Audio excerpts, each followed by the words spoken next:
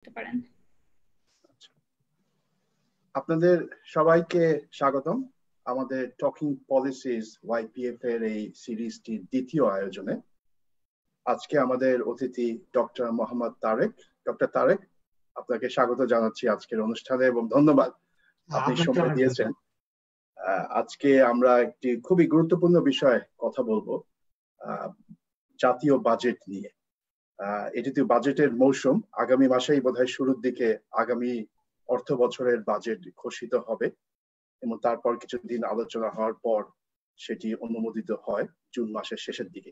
এটাই প্রথা এবং আগামী বাজেটের স্বরূপ কি হবে ইত্যাদি নিয়ে প্রচুর আলোচনা হচ্ছে।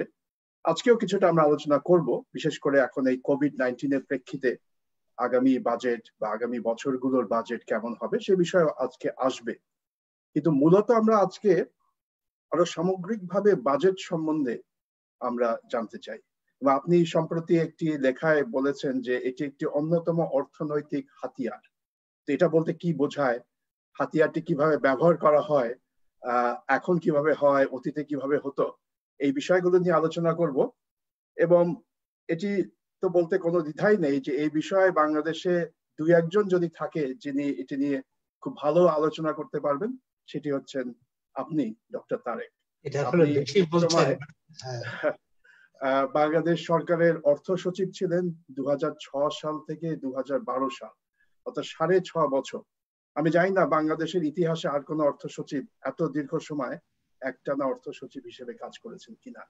ডক্টর আকবর আলী আমার চেয়ে 1 মাস বেশি ছিলেন। 1 মাস বেশি ছিলেন, 1 মাসের জন্য। আচ্ছা, বা তবুও 6.5 বছর, এবং তার মানে একাধিক সরকারকে আপনি অর্থ সচিব হিসেবে দেখেছেন। কিন্তু তার আগে আপনি অর্থ মন্ত্রণালয়ে কাজ করেছেন, সে বিষয়ে আমি আসবো। আপনি স্বাধীনতার ঠিক পর 1972 সালে ঢাকা বিশ্ববিদ্যালয়ে ছাত্র হিসেবে যোগ দেন অর্থনীতি বিভাগে। আমিও যে বিভাগে ছিলাম, আপনার 2 বছর জুনিয়র ছিলাম। তো অর্থনীতি বিভাগে আপনি ব্যাচেলার্স মাস্টার দুটো ডিগ্রি করেন এবং 1981 সালে সিভিল সার্ভিস পরীক্ষা দিয়ে আপনি বাংলাদেশ সরকারে যোগ দেন এবং দীর্ঘ প্রায় 3 দশকেরও বেশি আপনি সেখানে কাজ করেন। এবং আমি যতদূর জানি আপনি মূলত অর্থ মন্ত্রণালয়ে বেশিরভাগ সময় কাজ করেছেন, অর্থাৎ 15 বছর। আচ্ছা, তাহলে আজকের যে বিষয় এবং এর সাথে সম্পৃক্ত যত বিষয় আছে, আপনার দীর্ঘদিনের অভিজ্ঞতা, অর্থ মন্ত্রণালয়ের বিভিন্ন স্তরে আপনি কাজ করেছেন এবং শেষে যেটি বলছিলাম অর্থ সচিব হিসেবেও কাজ করেছেন।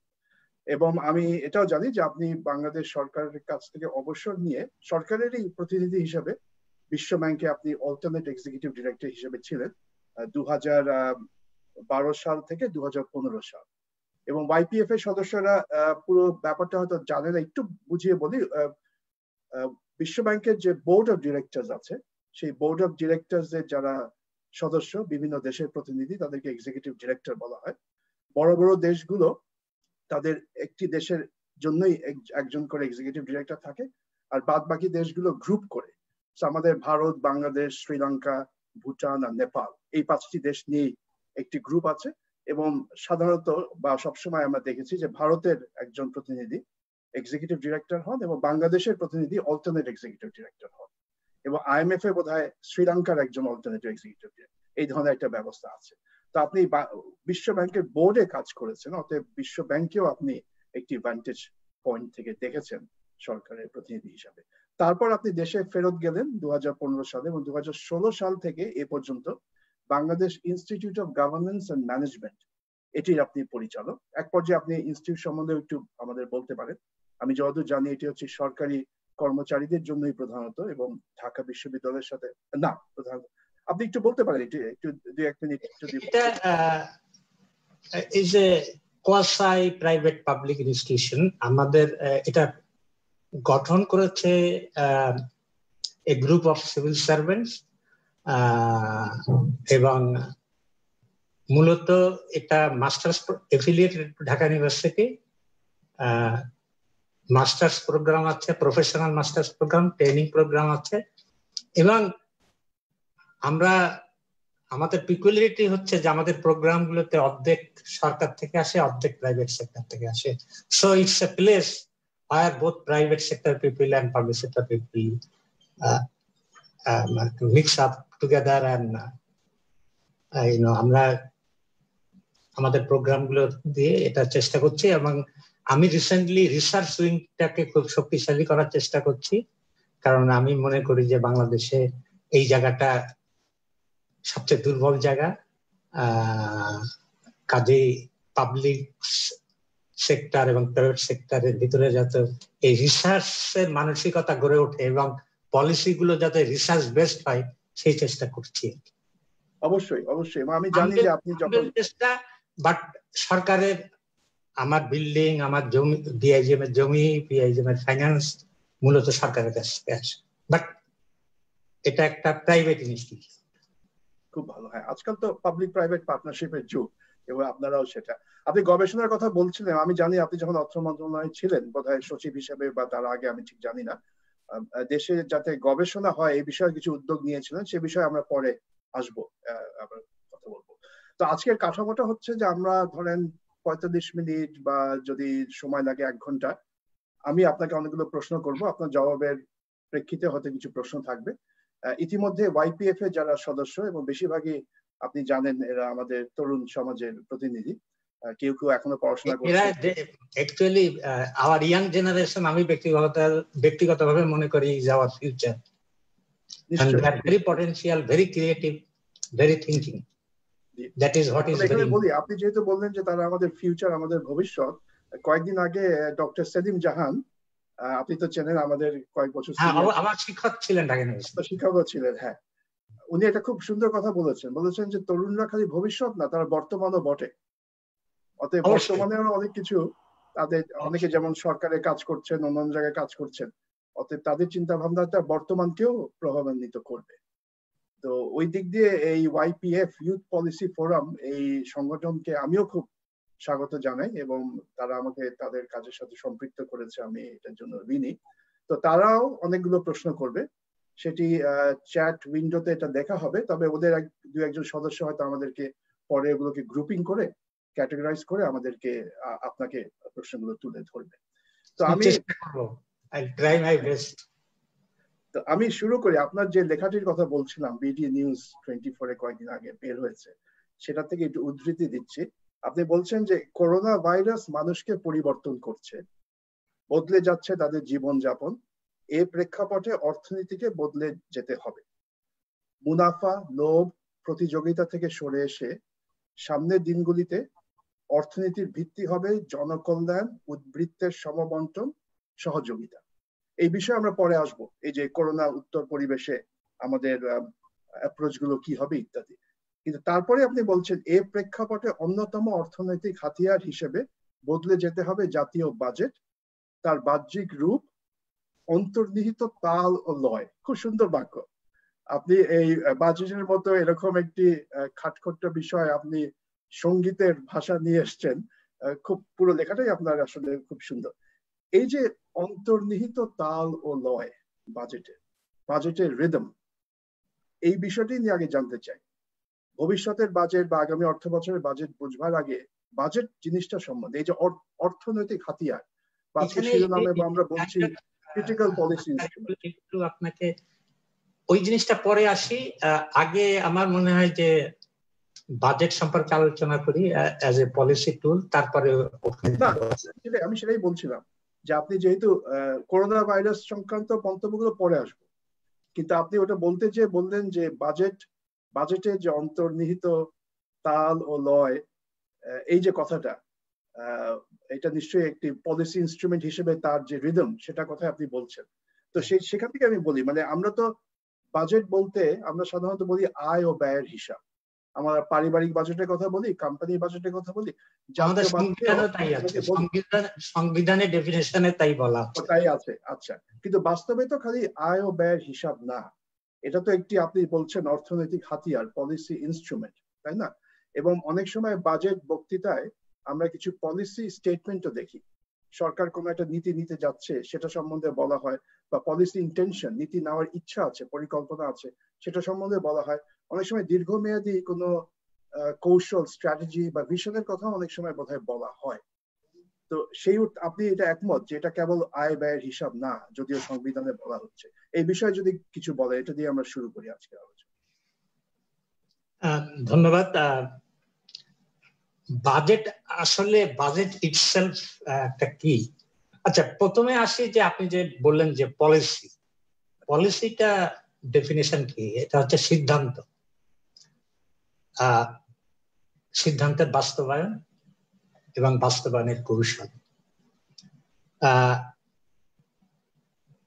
বাজেটটা অনেক সিদ্ধান্ত, ইভেন আয় ব্যয় সম্পর্কিত যে সিদ্ধান্তগুলো আছে, আমরা যে ফিসকাল পলিসি বলি, ফিসকাল পলিসিটাই কিন্তু আসলে বাজেট।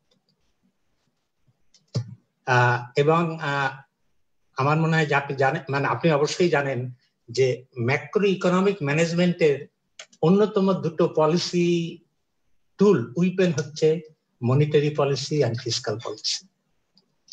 দুটোই ক্রিটিক্যাল পলিসিস, দুটোর মধ্যে কোঅর্ডিনেশন দরকার হয়, এবং বাজেটটা বেসিক্যালি ফিসকাল পলিসিকে রিফ্লেক্ট করে। এখন ফিসকাল পলিসি কিভাবে ইকোনমিক ম্যানেজমেন্ট হেল্প করে? Tax policy is another weapon of fiscal policy. Tax পলিসির মাধ্যমে আমরা রিসোর্স মোবিলাইজ করি, কিন্তু সাথে সাথে we affect the behaviour of different macroeconomic players, business groups, individuals, exporters, importers. On the other hand, আমরা expenditure policy যেটা বলি, which is also another part of fiscal policy, সেখানে আমরা allocation করি বিভিন্ন মিনিস্ট্রি বিহেভিয়ারকে আমরা এফেক্ট করার চেষ্টা করি। একই সাথে আমরা সাবসিডি দিয়ে আমরা কি চেষ্টা করি? আমরা সাবসিডি দিয়ে যেখানে জনকল্যাণমূলক যে কাজগুলো আছে, যে কাজগুলো হচ্ছে না, সেখানে সাবসিডি দেওয়ার চেষ্টা করি। ট্রান্সফার হচ্ছে, আপনি জানেন যে বাংলাদেশের বাজেটের একটা অন্যতম দিক হচ্ছে সেফটি নেট প্রোগ্রামস, এবং প্রতি বছর আপনি যদি বাংলাদেশের বাজেটের ইতিহাস দেখেন তাহলে দেখবেন অ্যাবাউট আমাদের বাজেট ইনভেলপ হচ্ছে অ্যাবাউট বর্তমানে গত কয়েক বছর ধরে প্রায় দীর্ঘ সময় আছে 16% অফ আওয়ার জিডিপি, এর অ্যাবাউট 2% আর 2.5% কিন্তু আমরা সেফটি নেট দিই। দেন আসেন বাজেট ডেফিসিট। এই আমরা যতটা রেভিনিউ কালেক্ট করি ততটা দিয়ে আমরা আমাদের যে ইকোনমিক সোশ্যাল অবজেক্টিভ গুলো আছে সরকারের, সেগুলো ফুলফিল করতে পারি না। কাজেই একটা গ্যাপ থাকে এবং এই ডেফিসিটটা আমরা ফাইন্যান্স করি। এবং যে কোনো অর্থনীতির ছাত্র জানে যে budget deficit has a effect on GDP growth, on the behaviour of the private sector, on the behaviour of balance of payments, on inflation, on exchange rate, and rate of interest. So macroeconomy of all the key indicators are affected by the budget deficit. Then আমরা historically কিন্তু budget deficit করে যাচ্ছি, কিন্তু আপনি খেয়াল করে দেখবেন যে মিড 90s যখন আমাদের external date as percentage of GDP almost 65% ছিল, সেটা এখন নেমে 12% আসছে। ডোমেস্টিক বরোইংটা বেড়েছে, but still it is 22% of GDP। এবং এই জায়গাটা বেসিক্যালি আমাদের ধরেন যে কোনো দুর্যোগ মোকাবিলার জন্য যে ফিসকাল স্পেস এটা সৃষ্টি করেছে। অর্থাৎ আপনি আরো এক্সটার্নাল বরোইং করতে পারেন। আমি ব্যক্তিগতভাবে এবং বিভিন্ন সাস্টেনেবল মডেল করা হয়েছে, এক্সটার্নাল ডেট আপনি যদি বড় করেন, ইভিন বাজার দরেও বিদেশ থেকে রিসোর্স আনেন, ফরেন কারেন্সি আনেন, still Bangladesh economy is in a position to sustain it. আমি এই জায়গায় একটা জিনিস বলতে চাই যে budget deficit is bad as well as good. Is bad as long as আপনার জিডিপি যে হারে বাড়ছে, আপনার ইনফ্লেশন যে হারে বাড়ছে, রিয়েল রেট অফ ইন্টারেস্ট যা, তার সাথে যদি কমেন্সুরেট হয়, সামঞ্জস্যপূর্ণ হয়, বাজেট ডেফিসিট আমাদের মতন ডেভেলপিং কান্ট্রিজে is not a problem at all, কিন্তু এর সাইজটা ইজ এ প্রবলেম। কারণ হচ্ছে আমরা ওভার দি লাস্ট 25 বছরে এই ডেট স্পেসটা যেভাবে তৈরি করেছি, এটা আমাকে এখন সুযোগ দিয়েছে যে এই মুহূর্তে এই করোনা মোকাবিলায় আপনার বরোইং ক্যাপাসিটি করার ক্ষমতা দিয়েছে। কিন্তু ব্যাড এই অর্থে যে আপনি বাজেট ডেফিসিট যখন বাড়াবেন আপনার ফাইন্যান্সিং আনতে হবে, এবং এই অর্থায়নটা আসবে কোথার থেকে? ব্যাংক থেকে। এই অর্থায়নটা কোথায় আসবে? বিদেশ থেকে। এবং এর নেগেটিভ ইম্প্যাক্ট হতে পারে প্রাইভেট সেক্টরের বরোইং, ক্রেডিট বরোইং এ। এর নেগেটিভ ইম্প্যাক্ট হতে পারে অন ব্যালেন্স অফ পেমেন্টে, কারেন্ট অ্যাকাউন্ট ডেফিসিটকে। কাজেই as long as you are enjoying a good growth rate of GDP, as long as your real rate of interest is low, you can afford to have a budget deficit. এবং আমরা একসময় finance ডিভিশনে হিসাব করে দেখেছিলাম যে as long as budget deficit বাংলাদেশে 5% এর নিচে থাকে, is macroeconomically sustainable level of budget deficit. কাজেই budget, the other name of budget is fiscal policy, and fiscal policy শুধু একটা পলিসি না, আমার মতে সরকারের দি মোস্ট ক্রিটিক্যাল ইনস্ট্রুমেন্টস, যেটা ম্যাক্রো ইকোনমিক অবজেক্টিভস ফুলফিলে সাহায্য করে, একই সাথে ম্যাক্রো ইকোনমিক স্টেবিলিটি রক্ষায় সাহায্য করে। এবং যেটা দেখবেন, even despite all the issues that are cropping up in our financial sector, আমরা কিন্তু রিলেটিভলি ম্যাক্রো স্টেবিলিটি যেটা সেটা মেনটেন করতে পেরেছি, এবং মূলত গুড ফিসকাল পলিসির কারণে এবং গুড মনিটারি পলিসির কারণে। আমি অ্যাটলিস্ট গত কয়েক বছরে মনিটারি পলিসি এবং রিজনেবল মনিটারি পলিসিকে ধন্যবাদ জানাতে চাই। কারণ হচ্ছে যে আমাদের ইভিন এই করোনা কালেও যে আমাদের বাজেট স্পেস তৈরি হচ্ছে, সেটা ফিসকাল পলিসি যেরকম রোল প্লে করতেছে, গুড মনিটারি পলিসি একইভাবে রোল প্লে করতেছে। তো আমি এইটুকু এইখানে বলে শেষ করতে চাই, যদি এর পিছনে কোনো প্রশ্ন থাকে বলতে পারেন। প্রশ্ন তো অনেক আছে, কারণ আপনি অনেকগুলো গুরুত্বপূর্ণ কথা বলেছেন। আমি যেসব প্রশ্ন লেখা ছিল সেখানে যাওয়ার আগেও দু একটা আমি এখানে বলতে চাই। একটা হচ্ছে যে আসলে আমাদের দেশে এই যে ফিসকাল ডেফিসিটকে আমরা একটি সহনীয় পর্যায়ে রাখতে পেরেছি বছরের পর বছর, এটা আমাদের একটা বিরাট সাফল্য। অনেক সময় অনেকেই পাকিস্তানের সাথে বাংলাদেশের যখন তুলনা করে, যে বিষয়গুলি বলে তার মধ্যে এটি হচ্ছে একটি, যে আমাদের দেনা, সরকারের দেনার যে বোঝাটা পাকিস্তানের তুলনায়, আমি জানি না অবশ্য পাকিস্তানের সাথে তুলনা করাটাও ঠিক কিনা, কারণ তাদের ফিসকাল স্টেবিলিটি বা ডেট ব্যবস্থাপনা খুবই খারাপ, কিন্তু অনেকে এই তুলনাটা করে। বাট অন্যান্য উন্নয়নশীল দেশের তুলনায় কিন্তু আমাদের, আমরা যেভাবে, যেটাকে আপনি বলছিলেন ম্যাক্রো স্টেবিলিটি, ব্যষ্টিক অর্থনীতির স্থিতিশীলতা যেভাবে বজায় রাখা হয়েছে, আবার আপনি দুদিকেও বলেছেন আমরা যদি খুব বেশি রক্ষণশীল হই সেটাও ঠিক না, বিশেষ করে একটি উন্নয়নশীল দেশের যেসব চাহিদা, কিন্তু সেটাও আপনারা মানে সরকারি যে ব্যয়ের যে প্রয়োজন আছে, অবকাঠামোর পিছনে ব্যয়, সোশ্যাল প্রোটেকশনের পিছনে ব্যয়, সবই হচ্ছে। সেই ব্যয়ের দক্ষতা নিয়ে পরে কথা হবে, এফিসিয়েন্সি নিয়ে কথা হবে, ব্যয়গুলো হচ্ছে, কিন্তু আপনি ডেফিসিটটা না বাড়িয়ে এটাকে সহনীয় পর্যায়ে, এবং তার সুফল কি আমরা এই যে এখন বুঝতে পারি একটি সংকটময় পরিস্থিতিতে যেখানে উই ক্যান অ্যাফোর্ড, মানে আমি ব্যক্তিগতভাবে মনে করি যে ডেটের দিক থেকে আমাদের যে স্পেস আছে, we can afford to have larger budget deficit. But সমস্যাটা হচ্ছে আমাদের রেভিনিউ কালেকশন, আর যে কারণে আমাদেরকে মনিটারি পলিসির পরে নির্ভর করতে হচ্ছে, হাই পাওয়ার মানি তৈরি হচ্ছে। বাট আমি ব্যক্তিগতভাবে আমার মত হচ্ছে যে হাই পাওয়ার মানি, আপনি জানেন যে ইনফ্লেশনারি, মানে যদি যেখানে গ্রোথ না থাকে, কিন্তু এই ডিপ্রেস ইকোনমিকে জাগাতে গেলে এছাড়া আর কোনো পথ নেই। এটা একটা ন্যাশনাল ক্রাইসিস, এবং আমি মনে করি we have enough space to create more money, to create more demand, so that আমাদের আদার ম্যাক্রো অবজেক্টিভস গুলো সেইভাবে নেগেটিভলি ইম্প্যাক্ট না করতে পারে। এই যে একটা ডিপ্রেশন তৈরি হচ্ছে, এটার ইম্প্যাক্ট অন ইকোনমিক লাইফ যত মিনিমাম থাকে।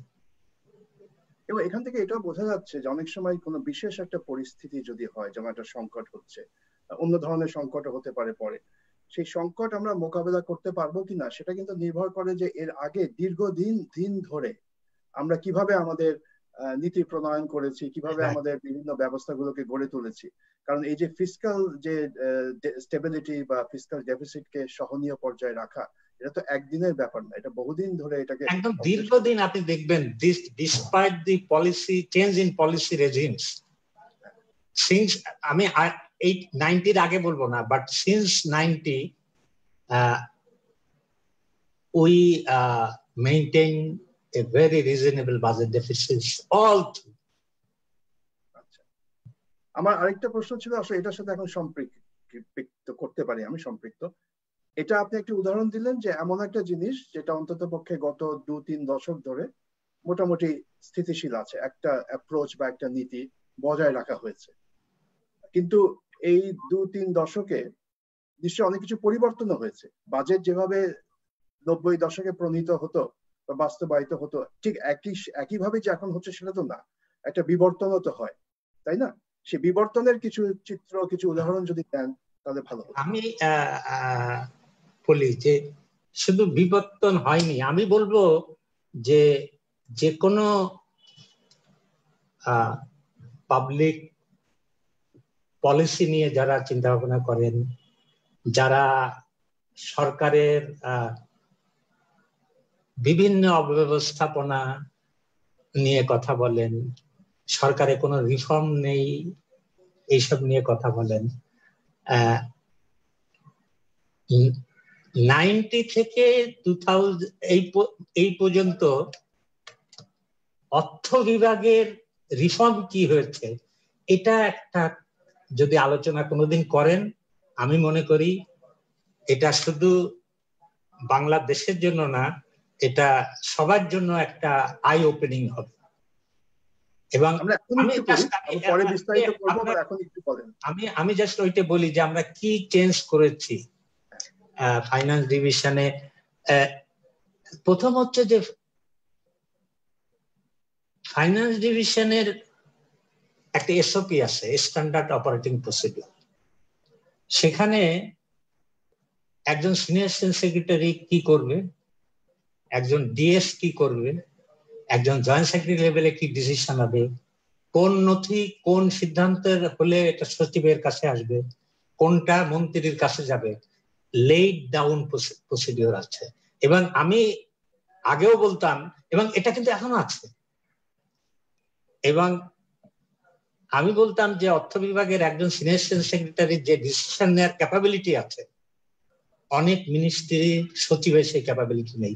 কারণ হচ্ছে সব ফাইল মন্ত্রী পর্যন্ত যায়, কিন্তু ফাইন্যান্স ডিভিশনের আপনার করোড় করোড় টাকা ছেড়ে দিচ্ছে জয়েন্ট সেক্রেটারি। এটা কারণ হচ্ছে যে আমরা একটা স্ট্যান্ডার্ড অপারেটিং প্রসিডিউর করেছি। বাজেটের ব্যাপারে আমূল পরিবর্তন যেটা হয়েছে, আমি জাস্ট বলি, আমি যখন ফাইন্যান্স ডিভিশনে জয়েন করলাম তখন বাজেটের সময় করিডোরে হাঁটা যেত না, পুলিশ রাখতে হতো। মানে স্টেক হোল্ডারদের এত আগমন হতো।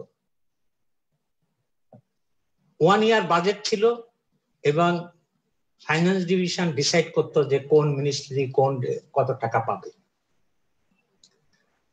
আমরা সেইটাকে পদ্ধতিগত যে পরিবর্তন করলাম, 1 ইয়ার বাজেটটাকে মাল্টি ইয়ার বাজেটে রূপান্তর করলাম। So basically budget itself is not এ 1 ইয়ার মানে instrument, it is A multi year medium term instruments. এবং একটা মন্ত্রণালয় জানে যে সে আগামী বছর কি পরিমাণ রিসোর্স ইনভলভ পেতে যাচ্ছে। কাজেই মানে তার তরফ থেকে ফাইন্যান্স ডিভিশনে আসার আর কোনো ভিড় করার, রিসোর্সের জন্য আসার কোনো দরকার নেই। ফাইন্যান্স ডিভিশনে এখন যেটা হয় সেটা হচ্ছে একটা ত্রিপক্ষীয় মিটিং হয় রিসোর্স। সেই ত্রিপক্ষীয় হলো ফাইন্যান্স ডিভিশনের সচিব, প্ল্যানিং এর রেসপেক্টিভ ডিভিশনের চিফ অথবা প্রতিনিধি এবং রেসপেক্টিভ মিনিস্ট্রির সচিব, এরা এসে শুধু ওই মন্ত্রণালয়ে রিসোর্স ইনভলভটা ডিসাইড করে, ঠিক আছে? কিন্তু সেখানে আমরা বলে দিয়েছি under medium term budgetary framework যে তুমি যে রিসোর্স নিয়ে আসবা এবং তার যে বিভাজন নিয়ে আসবা, তোমাকে এস্টাবলিশ করতে হবে যে তুমি এটাকে জাতীয় নীতি সমূহের সাথে, আমাদের যে পঞ্চবার্ষিকী পরিকল্পনা আছে, ভিশন আছে, আমাদের যে ডেল্টা প্ল্যান আছে, তোমার মন্ত্রণালয়ের বা তোমার ডিভিশনের যে পলিসিগুলো আছে তার সাথে কতটা লিঙ্ক, এটা তোমাকে এস্টাবলিশ করতে হবে। 1 2 হচ্ছে আমরা তাদের জন্য কিছু বাজেট ইমপ্লিমেন্টেশন পারফরমেন্স ইন্ডিকেটর ঠিক করে দিয়েছি এবং তোমাকে দেখাতে হবে যে ওই ইন্ডিকেটর গুলো তুমি কতটা গত বছর অ্যাচিভ করেছো। তোমার রিসোর্স অ্যালোকেশন, ইনভেলভ অ্যালোকেশন বাড়বে না কমবে, যেটা আমরা তার আগের বছর দিয়েছি, এটা নির্ভর করবে এই দুটো জিনিসের উপর। এবং আমরা সরকার অ্যাজ এ হোল এটা তো এখনো টিম হয় নাই, কিন্তু আমার অভিজ্ঞতা আমি বলতে পারি অনেক সচিব এটাকে খুব যত্ন সহকারে নিয়েছে, আমি দেখতে পেয়েছি। এবং যারা এটা নিয়েছে, যারা তাদের পলিসি গুলোকে ডিফেন্ড করতে পেরেছে, রিসোর্স অ্যালোকেশনই করতে পেরেছে, পারফরমেন্স সাথে রিসোর্স লিঙ্ক করতে পেরেছে, তাদের বাজেট ইনভেলভ বেড়ে গেছে। এটা হলো, এবং এই বাজেটের সাথে সম্পর্কিত আর দুটো রিফর্মের কথা আমি বলবো। সেটা হচ্ছে যে আমরা ফাইন্যান্স ডিভিশনে দুটো নতুন উইং খুলেছিলাম যেটা এখনো ভালোভাবে কাজ করছে। একটা হচ্ছে ম্যাক্রো উইং আর একটা হলো ডেট ম্যানেজমেন্ট উইং। বাজেটটা আমি আগেই বললাম যে বাজেটটা ইজ নট মেয়ার নাম্বারস, আপনি যেটা বলেছেন, it must align with macro objective. সেই জন্য আমরা একটা medium term macro framework finance division করে, যেটার সাথে বাজেট নাম্বার গুলো অ্যালাইন। অর্থাৎ সরকারের গ্রোথ কি, আগামী 3 বছরে গ্রোথ কোথায় নিতে চায়, সরকার ইনফ্লেশন কোন লেভেলে রাখতে চায়, সরকারের কারেন্ট অ্যাকাউন্ট ব্যালেন্স কোথায় যাবে, কি পরিমাণ মনিটারি গ্রোথ হবে, এই ক্ষেত্রগুলোর মধ্যে একটা সমন্বয় করেই এখন বাজেট তৈরি করা হয়। এবং এটা দেখার জন্য ম্যাক্রোইংটা করা। এবং এই ক্ষেত্রে আমি একটা জিনিস বলি, এইটা যখন প্রথম ফাইন্যান্স ডিভিশন শুরু করা হলো, প্রচুর আপত্তি উঠেছিল বিভিন্ন মহল থেকে যে ফাইন্যান্স ডিভিশন ম্যাক্রো, ওরা তো বাজেট করে, ওরা ম্যাক্রো দিয়ে কি করবে। তো আমাকে একদম উচ্চ পর্যায়ে ডাকা হলো, আমাকে বললো যে ফাইন্যান্স ডিভিশনের ম্যাক্রোইং এর কি দরকার। তো আমি বললাম বাজেট করব, বাজেট কি অ্যাচিভ করবে কি অ্যাচিভ করবে না, অর্থনীতিতে কি প্রভাব ফেলবে না, এটা না জেনে তো বাজেট করা যায় না। এই লিঙ্কটাই স্থাপন করা দরকার। আর ডেট ম্যানেজমেন্টটা হচ্ছে যে আমাদের এখানে একদম ফাইন্যান্স ডিভিশনের ডেট প্রোফাইল তৈরি করা হয় এবং সেটা দেখা হয় যে ডেট সাস্টেনেবল লেভেল কোনো সময় ক্রস করছে কিনা সেটা চেক করা হয়। এবং আর একটা ইম্পর্টেন্ট রিফর্মের কথা আমি মানে বাজেট রিলেটেডই, আগে ছিল যে বাজেটটা দুটো ভাগে ভাগ ছিল, ডেভেলপমেন্ট বাজেট এবং রেভিনিউ বাজেট। ডেভেলপমেন্ট বাজেট হচ্ছে এডিপির সাথে সম্পর্কিত, আর রেভিনিউ বাজেট হচ্ছে রিকারেন্ট এক্সপেন্ডিচারের সম্পর্কিত। তো বেসিক্যালি হতো কি, 2 জন অফিসার দেখতো, কাজে কেউ কারটা জানতো না যে কে কতটা রিসোর্স নিচ্ছে। আমরা ইউনিফাইড করলাম, ফাইন্যান্স ডিভিশন এটাকে ইউনিফাইড করলো। এতে সুবিধা হলো কি যে একজন অফিসার একটা বেঞ্চ এখন জানছে যে একটা মিনিস্ট্রিতে টোটাল কি পরিমাণ রিসোর্স যাচ্ছে, কোথায় সেটা খরচ হচ্ছে। এবং আমরা এখন ফাইন্যান্স ডিভিশন যেটা পার্লামেন্টে যেটা প্লেস করে, combine demand for grants place করে। আগে 2টা গ্রান্ট প্লেস করা হতো, একটা হচ্ছে ডেভেলপমেন্ট, একটা রেভিনিউ। তো আমি ব্যক্তিগতভাবে মনে করি যে একটা টাকা এটা আপনি অর্থনীতিবিদ হিসেবে স্বীকার করবেন, সেটা রেভিনিউ বাজেট। আপনি শিক্ষকের বেতন, এটা কি আপনি কি রিকারেন্ট এক্সপেন্ডিচার ধরবেন না ডেভেলপমেন্ট এক্সপেন্ডিচার ধরবেন?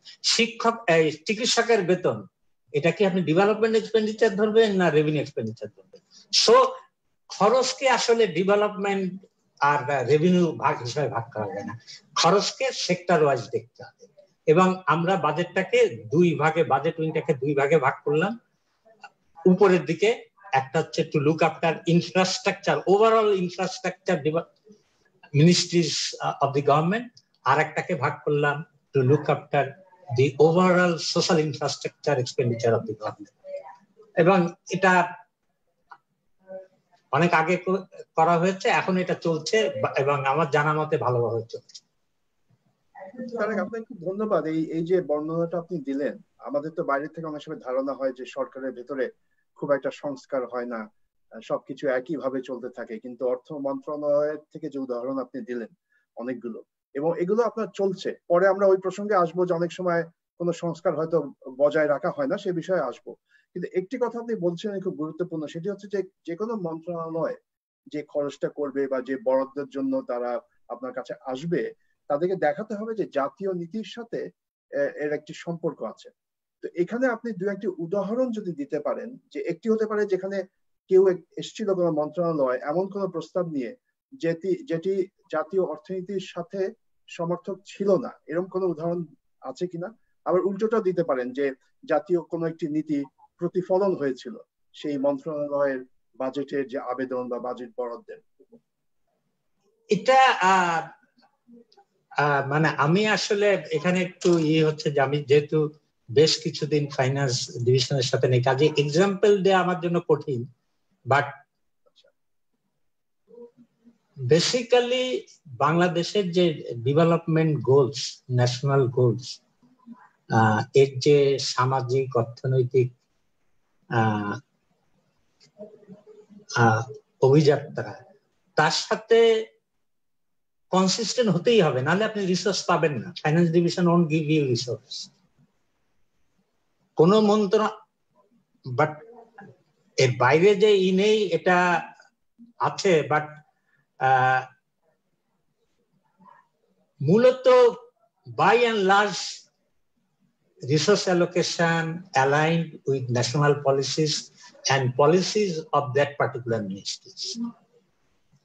তবে একটা চাপ থাকতে পারে। আমার একটা প্রশ্ন ছিল, যে সেই প্রশ্নটাই এখন করি তাহলে, যে একটা সমাজে আপনি বলছিলেন স্টেক হোল্ডারদের যন্ত্রণালয় হাঁটাও যেত না এক সময়, এবং এই যে স্টেক হোল্ডার, তারা সরকারের ভেতরে স্টেক হোল্ডার হতে পারে, বিভিন্ন মন্ত্রণালয় এক অর্থে স্টেক হোল্ডার, তার পিছনে রাজনৈতিক কনস্টিটুয়েন্সিও স্টেক হোল্ডার, বিভিন্ন সমাজের বিভিন্ন প্রফেশন, ব্যবসায়ী, সবাই স্টেক হোল্ডার। অতএব তারা তো চাইবেই যে তাদের দিকে বরাদ্দ বেশি যাক, এবং সেটা সবসময় জাতীয় নীতির সাথে সামঞ্জস্যপূর্ণ নাও হতে পারে। সেই দিক থেকে আপনার বক্তব্য শুনে মনে হচ্ছে যে আমাদের সৌভাগ্য যে আমাদের একটি অর্থ মন্ত্রণালয় আছে, যেটি সেই শৃঙ্খলাটাকে প্রতিষ্ঠিত করছে।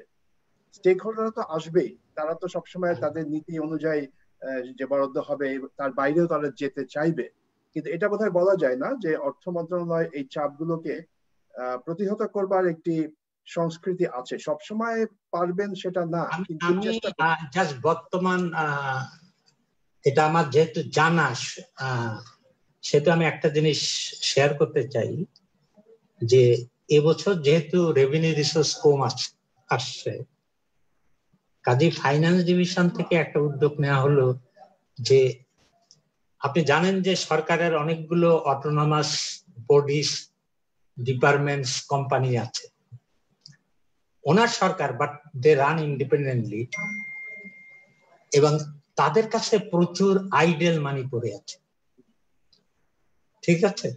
এবং অর্থ বিভাগ এই অর্থগুলো মোবিলাইজ করার জন্য একটা আইন করে ফেলেছে, ডিসপাইট, আমি জানি, প্রেসার ফ্রম অল কোয়ার্টার্স,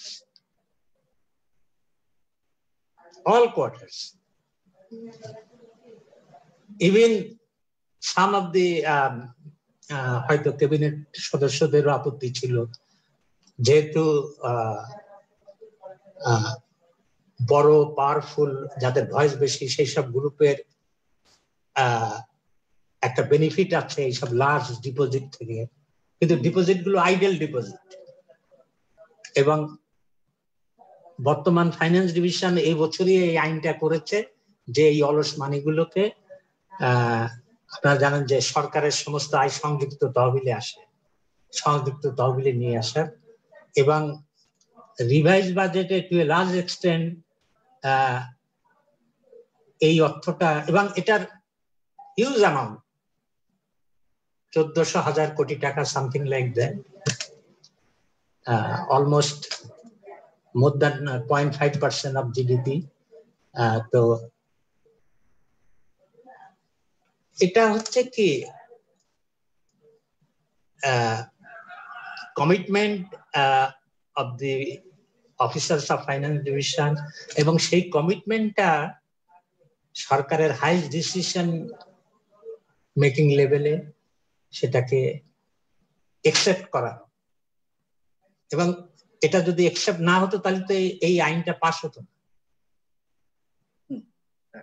ঠিক আছে, এই আইনটা কিন্তু পাস হয়েছে এবং ইট ইজ ইন অপারেশন।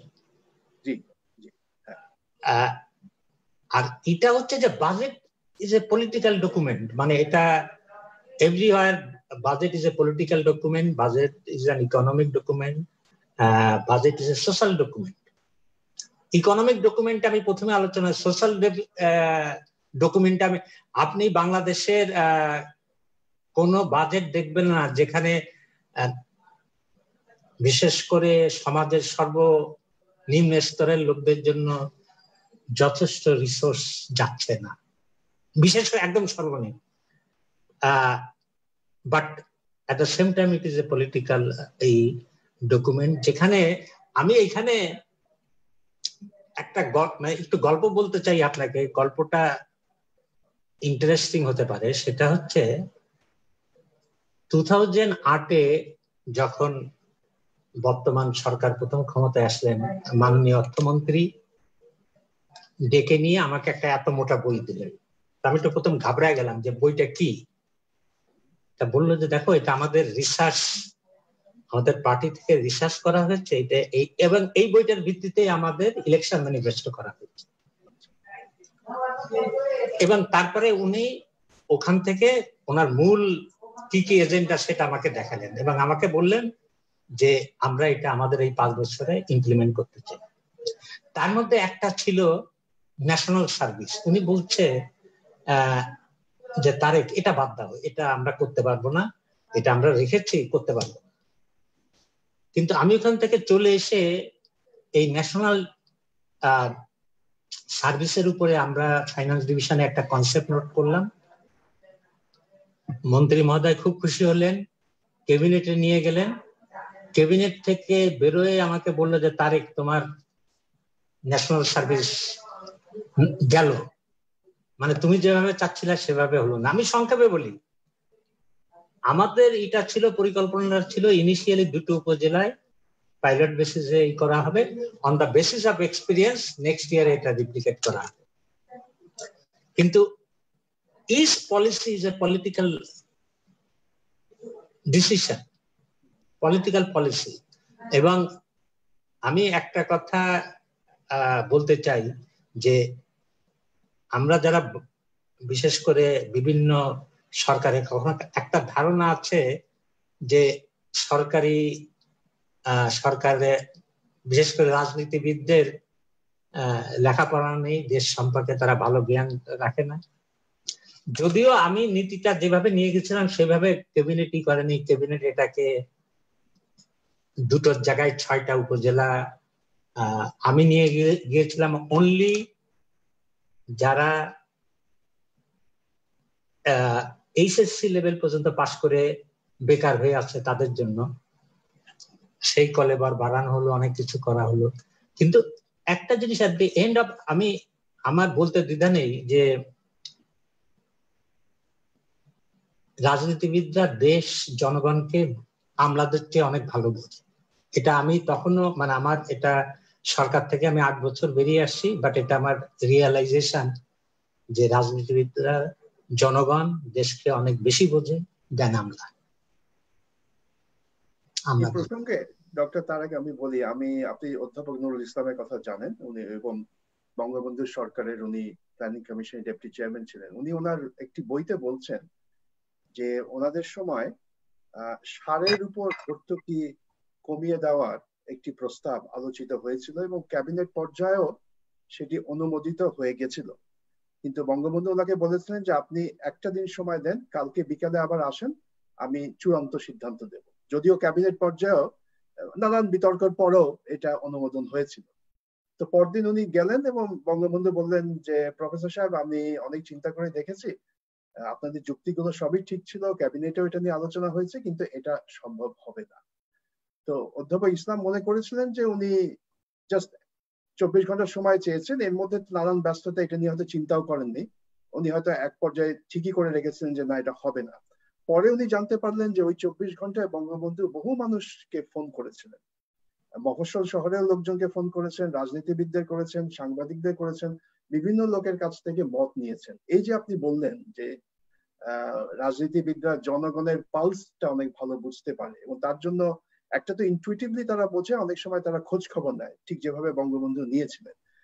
এবং এবং আবার অনেক সময় এমনও হতে পারে যে আমলারা আপনারা টেকনিক্যাল লেভেলে যে কথাগুলো বলছেন সেটা তারা মেনে নিচ্ছে, যদি তারা মনে করে যে তাদের যে জনগণের ইচ্ছা বা আকাঙ্ক্ষার সাথে যদি সেটা সামঞ্জস্যপূর্ণ হয়, সেটা মানতেও দ্বিধাও হয়তো থাকে না তাদের। অ্যাটলিস্ট আমি ধরেন সচিব হিসাবে কাজ করেছি তত্ত্বাবধায়ক সরকারের সময় মির্জা আজিজের সাথে এবং আওয়ামী লীগের প্রথম 4 বছর আবুল বাল আব্দুল মুহিতের সাথে, দুজনের সাথে আমার কোনো অসুবিধা নেই। এবং মানে অ্যাজ লং অ্যাজ ইন্টেনশন, ইচ্ছা দুইজনের এক হয়, আমার মনে হয় যে আউটপুট দেওয়া অনেক সহজ, কোনো কিছু তৈরি করা, রিফর্ম করা অনেক সহজ। ডক্টর তারেক, আপনি কথা প্রসঙ্গে বলছিলেন মুদ্রা নীতি এবং আর্থিক নীতির সমন্বয়ের কথা, এবং এই প্রসঙ্গে বাংলাদেশ ব্যাংকের কথা অবধারিতভাবে চলে আসবে। এবং বাইরে অনেক সময় এই কথাটা হয় যে অর্থ মন্ত্রণালয় আর বাংলাদেশ ব্যাংকের মধ্যে সম্পর্ক, বিশেষ করে বাংলাদেশ ব্যাংকের কাঙ্ক্ষিত স্বাধীনতা অনেক সময় অর্থ মন্ত্রণালয়ের কারণে হয় না। এই বিষয়টি নিয়ে একটু বলেন আমাদের, সমন্বয়ের কথাটি বলেন এবং এই যে স্বাধীনতার কথা যে উঠে মাঝে। রিসেন্টলি আরেকটা আর্টিকেল লিখেছি, বেসিক্যালি আমার কাছে এই যে it is the outcome of lockdown. Basically আমি আসলে লেখি টেকি না, আমি অলওয়েজ এ লোনার এবং আমি নিজের ভিতরে থাকতে ভালোবাসি। তা লকডাউনের কারণে আমার দুই একটা লেখা বেরিয়েছে। বিশেষ করে সবাই সরকারের কাছে টাকা চাচ্ছে। আমার এটা হচ্ছে যে সরকার টাকা পাবে কোথায়? আপনি ইচ্ছা করলে খরচ করতে পারবেন, আপনার behaviour is constant by your income, আমার behaviour is constant by my income. Equally সরকার is also constant by revenue resource and borrowing, মানে ফিজিবল বরোয়িং লিমিট। এর বাইরে যাওয়ার ক্ষমতাটা সরকারের নেই। আমরা সবাই সরকারের কাছে টাকা চাচ্ছি। আর সেকেন্ড হচ্ছে যে আরেকটা জিনিস আমাকে অনেকদিন ধরে আহত করেছে, সরকারের বাইরে এখন হচ্ছে, এখন বড় আহত করে, সেটা হচ্ছে যে এক ধরনের চিন্তা আসলে যে বাংলাদেশ ব্যাংক ইস ইন্ডিপেন্ডেন্স মানে হচ্ছে যে এখানে যা কিছু হবে কোনো অ্যাকাউন্টেবিলিটি থাকবে না, কোনো সরকারের তরফ থেকে কোনো ইন্টারফারেন্স থাকবে না। আসলে what is the definition of independence of Bangladesh bank? এবং আমি একটু পিছনে যেতে চাই। একটা সময় ছিল যখন সরকার 1 টাকা খরচ করলেই 1 টাকা মানি ক্রিয়েশন হয়ে যেত। দ্যাট ওয়াজ তখন Bangladesh bank was not independent, because Bangladesh ব্যাংকের কাজ কি? মনিটারি পলিসিটা করে। আপনি যদি সরকার বরোইং করলে যদি 1 টাকা তৈরি হয়ে যায় তাহলে তো আপনার মনিটারি পলিসি ইন্ডিপেন্ডেন্ট হলো না। এবং এই ইন্ডিপেন্ডেন্স, মনিটারি পলিসি করার ইন্ডিপেন্ডেন্স বাংলাদেশ ব্যাংকে দেওয়া হয়েছে 2004-05 দিকে, এবং অথবা একটু তারপরে। এবং এটা কিন্তু অর্থ বিভাগীয় উদ্যোগ নিয়ে তার অ্যানুয়াল বরোইং কত হবে এই এনভেলপটা তাকে জানিয়ে দিয়েছে। Given that independently Bangladesh bank private সেক্টরে কত যাবে, কার কাছে কত যাবে, ক্রেডিট কি হবে, মানি ক্রিয়েশন কি হবে, টোটালি বাংলাদেশ ব্যাংকের স্বাধীনতা। এবং বাংলাদেশ ব্যাংকের স্বাধীনতা হচ্ছে independence of framing monetary policy, not that যে বাংলাদেশ ব্যাংকের গভর্নর যিনি হবেন তিনি আর একটা কনস্টিটিউশনাল পদ হবে। এবং আমি আমার লেখায় বলেছি যে মানে একটা সরকারের চতুর্থ স্তম্ভ হওয়ার কোন স্কোপ বাংলাদেশ ব্যাংকের নেই। বাংলাদেশ ব্যাংক অর্থ বিভাগ কোঅর্ডিনেট করে সুন্দরভাবে একটা দেশের আর্থিক ব্যবস্থাপনা করবে, এইটাই বাংলাদেশ ব্যাংকের রোল। আচ্ছা, এই সমন্বয় কোঅর্ডিনেশনের ব্যাপারে আপনি আরেকটু বলছিলেন যে যখন ম্যাক্রো উইং করার প্রস্তাব আসলো তখন কেউ কেউ সরকারের ভিতরে বলছেন যে অর্থ মন্ত্রণালয়ের এটা নিয়ে মাথা ব্যথা কেন? তাহলে এর আগে মাথা ব্যথা কার ছিল এই ম্যাক্রো বিষয়গুলো নিয়ে চিন্তা? এটা কি প্ল্যানিং কমিশন করতো না কেউ? দ্য থিং ইজ বেসিক্যালি অবজেকশনটা কোথা থেকে আসছিল আমি খুব স্পষ্ট এই ওপেন হিসেবে বলতে চাই না, but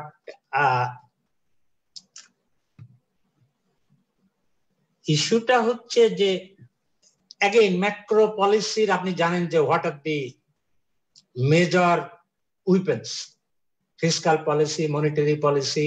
Bangladesh bank monetary policy করে, একই সাথে এক্সচেঞ্জ রেট পলিসিটা দেখে।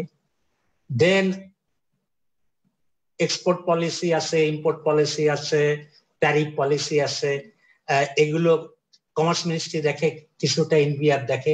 এগুলো সবকিছুরই একটা দেশ, আমাদের মতো দেশ এগিয়ে যেতে গেলে উই নিড গুড কোঅর্ডিনেশন এবং all this economic policy weapons so that we can maximize the output.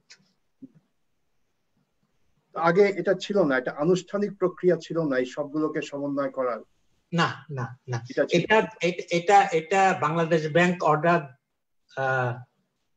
Amendment করা হয় সম্ভবত 2002-তে। অ্যামেন্ডমেন্ট করে এই কোঅর্ডিনেশন কাউন্সিলটা করা হয়, এবং কোঅর্ডিনেশন কাউন্সিলে অর্থমন্ত্রী সভাপতিত্ব করেন, গভর্নর থাকে, কমার্স মিনিস্টার থাকে, প্ল্যানিং থেকে সাধারণ অনুবিভাগের সদস্য থাকেন, এনবিআর চেয়ারম্যান থাকে। এরা বসে এই জিনিসটা এই সমন্বয়টা সাধন করে। এবং খেয়াল করেন monetary policy basically depends on 3 indicators. আপনার রিয়েল গ্রোথ কি হচ্ছে, ইনফ্লেশন কি হবে, টার্গেটে ইনফ্লেশন কি হবে, এবং মানি ডিমান্ড কি হবে। এই 3টা জিনিস মিলেই আপনি মনিটারি পলিসি করেন। এক্সচেঞ্জ রেট পলিসি আপনি এর মধ্যে আরো জিনিস আছে। এবং বাজেট, আমি আগে বলেছি আমার যে বাজেট ডেফিসিট এমন একটা জিনিস, এটা এক্সচেঞ্জ বিওপি কে এফেক্ট করে, তার মানে এক্সচেঞ্জ রেট কে এফেক্ট করে। বাজেট এমন একটা জিনিস প্রাইভেট সেক্টরের ক্রেডিট কে এফেক্ট করে, তার মানে মনিটারি পলিসি কে এফেক্ট করে। কাজেই মনিটারি পলিসিটা আপনি যদি দেখেন it depends on 3 other policy. একটা হচ্ছে ফিসকাল পলিসি, আপনার balance of payment policies, and Bangladesh ব্যাংকের credit policies. So basically it's a combination of these 3 policies. Even there is a very inherent link of these 2 policies. আচ্ছা, আমরা তো সরকারের ভিতরে সমন্বয়ের কথা বলছিলাম, এবং আমরা আগে আপনি বলছিলেন যে সমাজের বিভিন্ন স্টেক হোল্ডার থাকে, তো বাজেট প্রণয়ন প্রক্রিয়ার কোনো এক সময় তাদের কাছ থেকে তো মতামত নেওয়া হয়। এটা কখন শুরু হয়? আচ্ছা, এটা সময়টা শুরু হয়? প্রথম হচ্ছে যে তিনটা ডেট ইজ ভেরি ইম্পর্টেন্ট, মানে তিনটা সময়। আচ্ছা, একটা হচ্ছে যে আপনার ফার্স্ট কোয়ার্টার অফ দি ইয়ার শেষ হয়ে গেল, মিড নভেম্বর অর্থ বিভাগ থেকে কল সার্কুলার দেওয়া হয়, মানে আমরা এটাকে সব মিনিস্ট্রিতে, যে তারা কি করে রিসোর্স ইনভেলপটা aligning it with the national policies and policies of the ministry করে তাদেরকে 3 মাস মতন সময় দেওয়া হয়। মিড ফেব্রুয়ারির মধ্যে এই রিটার্নস গুলো, তার মানে এখন কিন্তু একটা জিনিস মনে রাখবেন, এখন কিন্তু ডিটেল বাজেটিং যেটা, এটা কিন্তু রেসপেক্টিভ মিনিস্ট্রি করে, ফাইন্যান্স ডিভিশন করে না, এটা ছেড়ে দিয়েছে। Under medium term budget framework এটা মিনিস্ট্রি গুলো তার বাজেট করে, সেখানে বাজেট ওয়ার্কিং গ্রুপ আছে, বাজেট ম্যানেজমেন্ট লোয়ার লেভেলে ওয়ার্কিং গ্রুপ আর হায়ার লেভেলে বাজেট ম্যানেজমেন্ট কমিটি, সেখানে পাস হয়ে এটা ফাইন্যান্স ডিভিশনে আসে বাই মিড ফেব্রুয়ারি। মিড ফেব্রুয়ারিতে আসার পরে অর্থ বিভাগের এটা দেখা হয়, দেখে ত্রিপক্ষীয় মিটিং বলা হয়। আমি মনে হয় একসময় বলেছি যে অর্থ সচিব, রেসপেক্টিভ মিনিস্ট্রির সচিব এবং প্ল্যানিং কমিশন, এই ত্রিপার্টাইট মিটিং এ ওই মন্ত্রণালয়ের বাজেট নাম্বার গুলো ঠিক করা হয়। কিন্তু এখানে কিন্তু আছে, এর আগে এবং পরে, এবছর অবশ্য সেভাবে হয় নাই, কিন্তু প্রতি বছর যেটা হয় ওয়াইড কনসালটেশন, অর্থমন্ত্রী মহোদয় এমন কোন প্রফেশনাল গ্রুপ নেই, including MPs, economist, opinion leaders, সংবাদপত্র, এনজিও, সবার সাথে, ইভেন কৃষকের সাথে বাজেট মিটিং করেন, করে বেসিক্যালি এগুলো যে কোনোভাবে বাজেট নাম্বারকে ইনফ্লুয়েন্স করে না আমি বলবো না, অনেকটাই করে, অনেক সময় অনেক ভীষণভাবে করেছে। এবং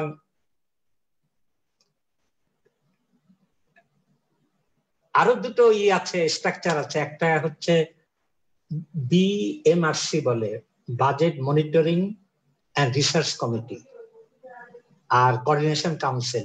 এরা ওই আপনার ধরেন মিড এপ্রিলে পরে বসে ট্রিপাইট মিটিং হয়ে গেলে ওই বিভিন্ন মন্ত্রণালয়ের বাজেটের নাম্বারটা এবং মিডিয়াম টার্ম ম্যাক্রো ফ্রেমওয়ার্ক এটা অ্যাপ্রুভ করে।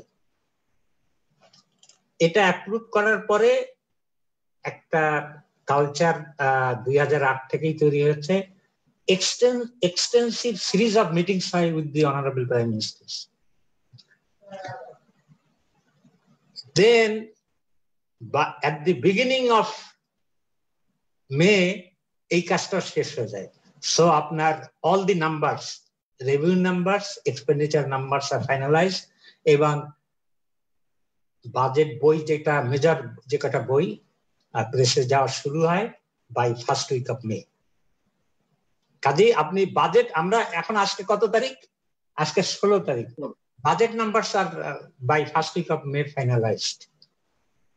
কিন্তু এখনো যেটা হয়তো চেঞ্জ চলছে ফাইনান্স ডিভিশনে, যেটা আমার সময় হয়েছে, সেটা হচ্ছে পলিসি, মানে other policy, long term policies, specially in the presence of কোভিড-19, যে বিভিন্ন ধরনের পলিসি গুলো বিভিন্ন লোক, মানে ধরেন এবার তো আর ফর্মালি বিভিন্ন কনসালটেশন হচ্ছে না, বাট আমি মনে করি যে পেপারে যেসব লেখালেখি হচ্ছে, অর্থ সচিব রিসেন্টলি অনেককে একটা চিঠি দিয়েছেন মতামত দেওয়ার জন্য, on the basis of those policy change, direction of policy, budget ডকুমেন্টটা পিসটা যদি দেখেন তাহলে দেখবেন it is not a mere numbers of allocation and resource mobilization. It talks about lot long-term policies of the government. কারণ হচ্ছে যে আপনি পঞ্চবার্ষিকী পরিকল্পনা বলেন, ভিশন যাই বলেন না কেন, ওইগুলো তো জাস্ট আপনার গোল, ভিশন, স্বপ্ন। কিন্তু এই গোল, ভিশন স্বপ্ন বাস্তবায়ন হবে through what? Through budget, because budget gives you the real number. বাজেটে যেভাবে আপনি এগোবেন সেইভাবে আপনার পঞ্চবার্ষিকী পরিকল্পনায় এগোবে, সেইভাবে আপনার এসডিজিজ অভিযাত্রা এগোবে, সেইভাবে আপনার ভিশন এগোবে, সেইভাবে আপনার ডেল্টা প্ল্যানের অবজেক্টিভ ফুলফিল করা। So budget is the basic document, critical document of the government to achieve our visions, our goals, visions and dreams. তাহলে এই যে অনেক লেখালেখি হয়, আমরাও লিখি, আপনিও আজকাল লিখছেন, আমরা অনেক সময় বলি যে লিখে কি লাভ, সরকার হয়তো এগুলো শুনবে না, কিন্তু সেটা ঠিক না। যদি লেখা হয়, আমি ব্যক্তিগতভাবে মন্ত্রী মহোদয়দের কাছে প্রতিদিন, এটা অবশ্য আমি করতাম না, পিআর অল দি পেপারের কাটিং গুলো দেয়া হয় প্রতিদিন, এটা উনি পড়েন কাজী, এবং ওইখান থেকে ভালো সাজেশন যে আমি নেওয়া হয় না, বা প্রচুর ভালো সাজেশন নেওয়া হয়েছে, নেওয়া অনেক ভালো সাজেশন হয়তো নেওয়া হবে না, বাট এটা তো আসলে একটা প্রসেস, এবং থ্রু দিস প্রসেস আপনি এগোবেন। যেরকম আমি বললাম যে অর্থ বিভাগের ওয়ার্কিং প্রসিডিউরটা যেভাবে ইনস্টিটিউশনালাইজড হয়েছে, আমাদের কি মিনিস্ট্রি গুলো যদি এইভাবে ইনস্টিটিউশনালাইজ হতো, তাহলে বাংলাদেশের চেহারা রাতারাতি চেঞ্জ হয়ে যেত। না, এটা আসলে ঠিক। এবং আপনারা বিভিন্ন, হ্যাঁ, যে আপনি বলছিলেন তার মধ্যে আমার পরে অনেক সচিব আছে, আমার আগেও ছিলেন, আমি তাদের পথ অনুসরণ করেছি। আমার পরেও যারা সচিব হয়েছেন, ইনস্টিটিউশন গুলো তো যে কাঠামো তৈরি হয়েছে এটা তো ভাঙা হয়নি। এবং আমি এখানে একটা জিনিস বলতে চাই, মানে এটা উদাহরণ হিসেবে আমি বলতে চাই যে public money and budget management act, একটা অ্যাক্ট করেছি মানে আমি থাকতে, এবং আপনি অবাক হয়ে যাবেন, যদিও আপনি ওয়ার্ল্ড ব্যাংকে ছিলেন, ওয়ার্ল্ড ব্যাংক গ্রুপে ছিলেন, আমি in one meeting to my আটার সারপ্রাইজ দেখলাম যে local world bank office claim করেছে এটা তাদের আউটপুট। কিন্তু আমি আজকে আপনাকে দিব্যি দিয়ে বলতে পারি, it was thought of, concept of, formulated by the officers of finance division, no external consultation, no, without any sort of external consultation, this act was, এবং যার মাধ্যমে ফিসকাল ডিসিপ্লিন কিভাবে রক্ষা করা হবে, অ্যালোকেশন এফিসিয়েন্সি কিভাবে রক্ষা করা হবে, operational efficiency of resource allocation কিভাবে রক্ষা করা হবে, পারফরমেন্স এফিসিয়েন্সি কিভাবে রক্ষা করা হবে, এবং সেটা বাজেটটা কিভাবে মিডিয়ামটা ম্যাক্রো অবজেক্টিভ অফ দ্য গভর্নমেন্টকে ফুলফিল, এটা ওই একটার মধ্যে, ওই এক দ্বারা আমরা ওটাকে ইনস্টিটিউশনালাইজ করেছি। একটু হেরফের হয়েছে, বাট মূলত ইনস্টিটিউশন গুলো সব ইনট্যাক্ট আছে, এবং আমি যতটুকু জানি it is functioning quite well. আচ্ছা, আমাদের প্রায় 1 ঘন্টা আলাপ হলো, আমি জানি যে অনেক প্রশ্ন এসেছে, হয়ে গেছে। আচ্ছা, আমি জাস্ট শেষ করতে চাই এই আলোচনাটা এইটুকু বলে। না, আলোচনা কিন্তু শেষ হচ্ছে না, কারণ আমাদের সদস্যদের অনেক প্রশ্ন। দুটো জিনিস খুব কুইকলি বলি। বলেন। একটা হচ্ছে যে ফাইন্যান্স ডিভিশন থেকে প্রচুর পলিসি করা হয়েছে, যেটা এখন সরকারের permanent program, climate change fund, agriculture research fund, employment generation for the poor, one stop service for the handicapped, এবং এই প্রোগ্রামটা ফাইন্যান্স ডিভিশনে কনসিভ করা হচ্ছে, এবং অন্যান্য আমাদের সমাজ কল্যাণ মন্ত্রণালয় ইমপ্লিমেন্ট করে।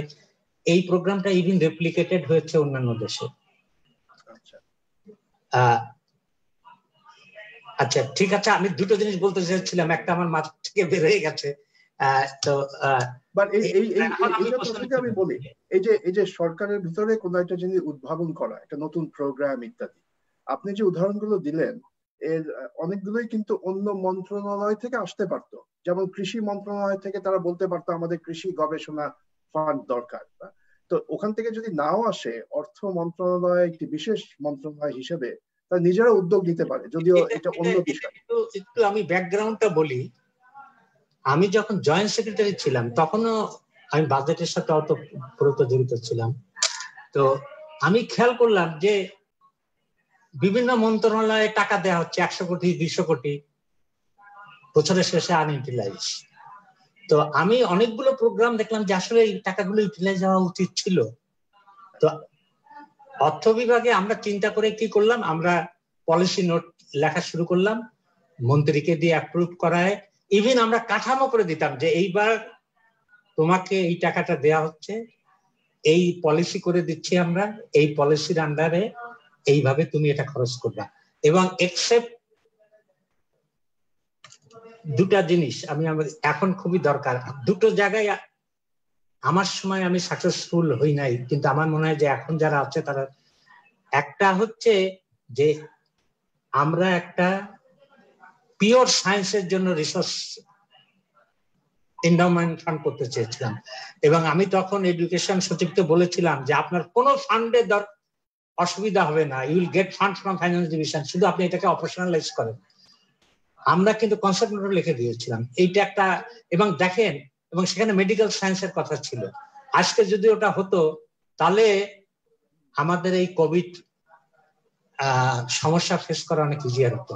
দুটা হচ্ছে, এটা ওয়ার্ল্ড ব্যাংক কিছুটা জড়িত, আমরা অর্থ বিভাগ থেকে সেফটি নেট বেনিফিশিয়ারিদের একটা তালিকা করার চেষ্টা করেছিলাম এবং এটাকে অ্যালাইন করতে চেয়েছিলাম with our national ID. Concept note করলাম, এই করলাম। World bank was so Impress, local office এসে বললো যে এটা আমরা ফান্ড করবো, এবং তারা কোথায় কোথায় পাইলট করলো, কি করলো, এবং এটা কোনো সময় দিনের আলো দেখলো না। এটাও কাজে লাগতে পারতো। এবং দেখেন, এটা কিন্তু আমরা চিন্তা করেছি আজ না, সেই 7-8-9 দিকে। সো বেসিক্যালি এই দুটো জিনিস আমরা যদি তখন করতে পারতাম, অথবা পরবর্তীতে যদি এটা পার্সু করা হতো, তাহলে আজকে আমরা অনেক ইজিলি আমাদের অনেকগুলো সমস্যার সমাধান করতে পারতাম। ওকে, অনেক কথা, আমি কথা কম বলি, কিন্তু কথা বলতে শুরু করলে কথা শেষ হয় না। দাদা অবশ্যই, এটা খুবই তাৎপর্যপূর্ণ কথা বলেছেন। আপনাকে আমি জাস্ট আরেকটি প্রশ্ন করব, কিন্তু আমি ওয়াইপিএফ এর সদস্য মাস্তুরা কিংবা জোহরাত যারা প্রশ্নগুলোকে ক্যাটাগরাইজ করছে তাদেরকে আমি জাস্ট অ্যালার্ট করলাম যে আমার এই প্রশ্নের জবাবের পরে আমরা তোমাদের কাছে যাব। মাস্তুরা বা জোহরাত, যেই দেখছো তোমরা প্রশ্নগুলো শুরু করতে পারো। তো যে প্রশ্নটা আমি করতে চাই, এই প্রসঙ্গটা এসে গেছে এর মধ্যেই, আমরা বাজেট বাস্তবায়ন নিয়ে যদি কথা বলতে চাই, এবং সেখানে আমি 3টে জিনিসের মধ্যে পার্থক্য করতে চাচ্ছি। একটি আপনি অলরেডি কিছুটা বলেছেন, যে একটি মন্ত্রণালয়কে যে বরাদ্দ দেওয়া হলো সেই বরাদ্দটাও তারা ব্যবহার করলো না, এবং এই প্রসঙ্গটা এখন আরো প্রাসঙ্গিক, কারণ এই যে বারবার বলা হচ্ছে স্বাস্থ্য মন্ত্রণালয়ে বরাদ্দ বাড়ানো উচিত। আপনি এক জায়গায় লিখেছেন সম্প্রতি যে অতীতে, বা আপনি বোধহয় এখনো সত্যি হতে পারে, যে বরাদ্দ দেওয়া হচ্ছে সেটাও হয়তো পুরোপুরি ব্যবহার হচ্ছে, এটা একটা সমস্যা। দ্বিতীয় হচ্ছে যে পুরো পয়সাটাই হয়তো খরচ হলো, কিন্তু যে এফিসিয়েন্সি আমরা যে বলি, যে একটা কাজের পেছনে যদি 100 টাকা খরচ করতে হয়, 100 জায়গায় যদি 200 টাকা খরচ করা হয়, সেটা দক্ষ খরচ হলো না, এফিসিয়েন্ট না। আর তৃতীয়টা হচ্ছে আমি যেটাকে বলি ইফেক্টিভনেস। আপনি হয়তো খরচ করলেন, এবং যে আপনার টার্গেট বাজেট ছিল 100 টাকা, 100 টাকার মধ্যেই করলেন, 2 বছরের প্রজেক্ট 2 বছরের মধ্যেই করলেন, কিন্তু যে ফলটা আমরা আশা করছিলাম সেটা হয়তো পেলাম না। তার মানে আমার প্রজেক্ট ডিজাইনের মধ্যে হয়তো গলদ ছিল। আমার যে ইন্টারভেনশনের সাথে আমার যে আউটকাম, তার যে সম্পর্ক, থিওরি অফ চেঞ্জ, এটা আমরা হয়তো ঠিক মতো করি, যে ওই আউটকাম পাওয়ার জন্য আমাদের যেটা করা দরকার সেটা না করে অন্য জিনিসে খরচ করেছি। এই 3 ধরনের সমস্যাই থাকতে পারে, তাই না? এগ্রিড, কিন্তু আমি জিনিসটা একটু অন্যভাবে বলতে চাই। মানে আপনি যেটা বলেছেন, 3টাই প্রেজেন্স আছে আমাদের রিসোর্স ইসের কাছে, রিসোর্স ইউটিলাইজেশনে। কিন্তু জিনিসটা হচ্ছে কি, যে policy is not mere a statement of decision. Policy also এটা an implementation প্ল্যান সেখানে থাকতে হবে।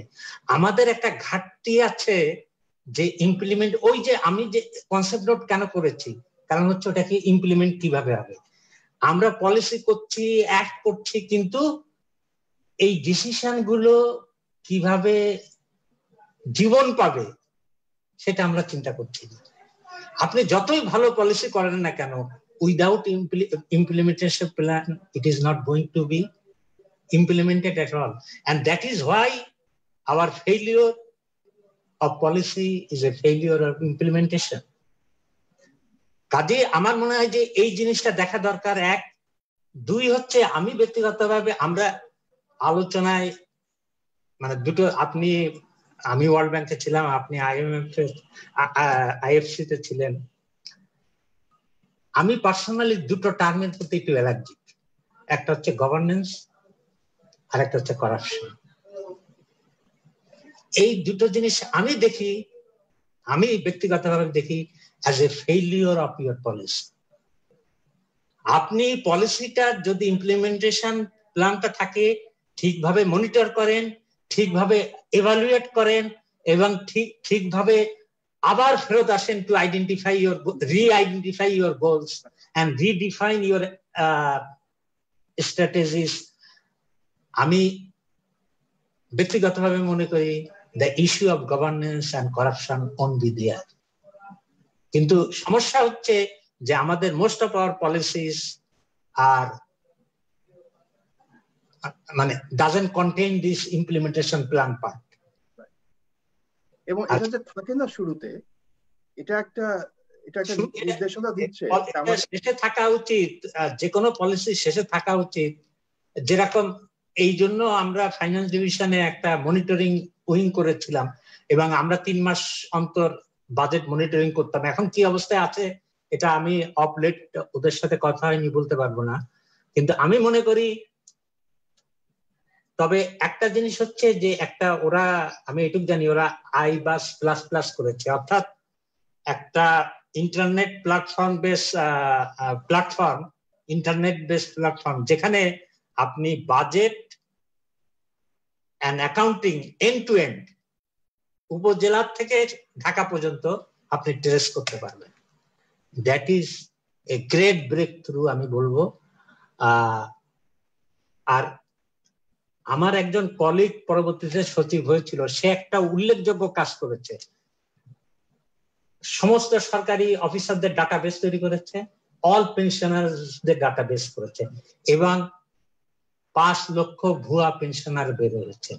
এইগুলো আমি জানি না, আমার যারা সরকারে আমার সহকর্মীরা এখনো কাজ করছেন, এইগুলো কেন হাইলাইট হয় না? কারণ হচ্ছে আমরা যারা বাইরে আছি এবং লেখালেখি, বিশেষ করে আমি দেখি যারা শুধু লেখালেখি করেন থিওরিটিক্যাল, অ্যাচিভমেন্টটা আমরা দেখি না, আমরা সবসময় ফেইলিওরটা দেখি। ফেইলিওরও যেরকম আছে অ্যাচিভমেন্টও আছে, এবং আমি ব্যক্তিগতভাবে মনে করি যে আমরা এই ফেইলিওরটাকে ম্যাক্সিমাইজ করে যতটা আমাদের অ্যাচিভমেন্টকে ম্যাক্সিমাইজ করতে পারবো ততই আমরা এগিয়ে যাব এবং তত সাকসেসফুলি আমরা কোভিড উত্তর পৃথিবী মোকাবেলা করতে। খুব ভালো বলেছেন আপনি। এই যে বললেন মনিটরিং, ইভ্যালুয়েশন, ইংরেজিতে একটা কথা আছে আপনি জানেন, হোয়াট গেটস মেজার্ড গেটস ডান। এবং এই সংস্কৃতিটা আমাদের সরকারের ভেতরে আরেকটু জোরালো ভাবে আনতে হবে। ইমপ্লিমেন্টেশন, তারপর মনিটরিং, এবং আপনি যেটা বলেন কোর্স কারেকশন। আপনি শুরুতেই যে আপনি একদম ভালো জানবেন যে কোর্স কারেকশনের দরকার হবে। যাই হোক, আমি কোভিড নিয়ে প্রশ্ন ছিল, কিন্তু আমি নিশ্চিত যে এই প্রশ্নগুলো আসবে YPF এর সদস্যদের কাছ থেকে। তো মাস্তুরা, জোহরাত, তোমাদের মধ্যে কে প্রশ্নগুলো বলবে? ডক্টর তারেক। জি, আমি জয়েন করছি আপনাদের সাথে। সালাম আক্তার ভাই, তারেক স্যার, ধন্যবাদ আজকে আমাদের সাথে থাকার জন্য। আমরা ইতিমধ্যে বেশ কয়েকটি প্রশ্ন জমা পেয়েছি আমাদের লাইভ সেকশন থেকে। আমি এখান থেকে কয়েকটা তুলে ধরছি। আমাদের ফাইন্যান্সিং থেকে শুরু করে lobbying and corruption, revenue collection, budget preparation, বেশ কয়েকটা সেগমেন্ট আছে। আমরা রেভিনিউ কালেকশনের প্রশ্নগুলো থেকে আমরা দুটো প্রশ্ন এখন তুলে ধরছি। জাহিদুল হাসান সাজিদ প্রশ্ন করেছে যে এবারের বাজেট থেকে আমরা এক্স্যাক্টলি কতটুকু ডেফিসিট আপনি আনুমানিকভাবে এক্সপেক্ট করছেন। আর সৈয়দ তানজিল আহমেদ জিজ্ঞেস করেছে যে taking budget deficit into account আমরা কোন মিনিস্ট্রি বা কোন ডিপার্টমেন্ট থেকে বাজেট প্রায়োরিটাইজ করতে করার এক্সপেকটেশন রাখছি two stimulate revenue generation and GDP growth. তো এই দুটি প্রশ্ন ছিল রেভিনিউ কালেকশন নিয়ে। তারেক স্যার, আমি এটার উত্তর দিই আগে, এক এক করে দিই নাকি? জি জি জি। আচ্ছা, প্রথম হচ্ছে যে রেভিনিউ শর্টফল হবে, এবং গত কয়েক বছরে যদি দেখেন ইট ওয়াজ অন অ্যাবসলিউট, মানে budget number should be always look at as percentage of GDP, কারণ হচ্ছে absolute number doesn't carry any sense. এখন ওনার প্রথম যেটা প্রশ্ন যে বাজেট ডেফিসিট কতটা, মানে রেভিনিউ শর্টফল হবে, কিন্তু আমাদেরকে খেয়াল রাখতে হবে যে 3 মাস কোনো কাজ নেই, কাজে expenditure will to a large extent will be lower. Despite that আমার হান্ট, এটা again my hunch, original budget deficit calculate করা হয়েছিল অ্যাবাউট 5%, এটা 6 and 6.5% মতন যাবে। এবং সেখানে আমার অনেক জুনিয়র কলিগ আছে বাংলাদেশ ব্যাংকে, I like, they are very very bright.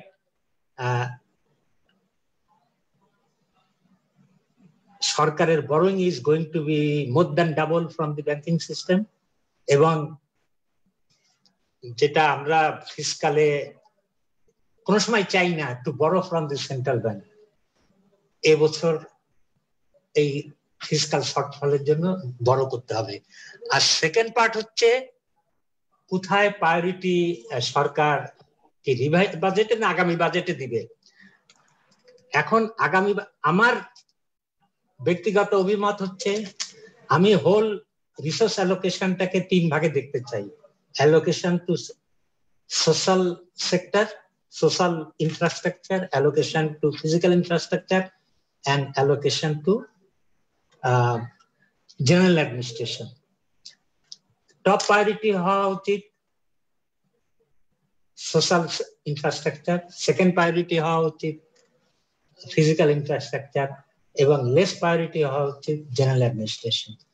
এবং উইদিন দ্যাট যদি আবার আমাকে বলতে পারেন যে সোশ্যাল সেক্টরের মধ্যে প্রায়োরিটি কোথায় হওয়া উচিত, আমি বলবো poverty with food security number 1, education number 2, and health number 3. এবং by the way, health sector is something much broader than health ministry.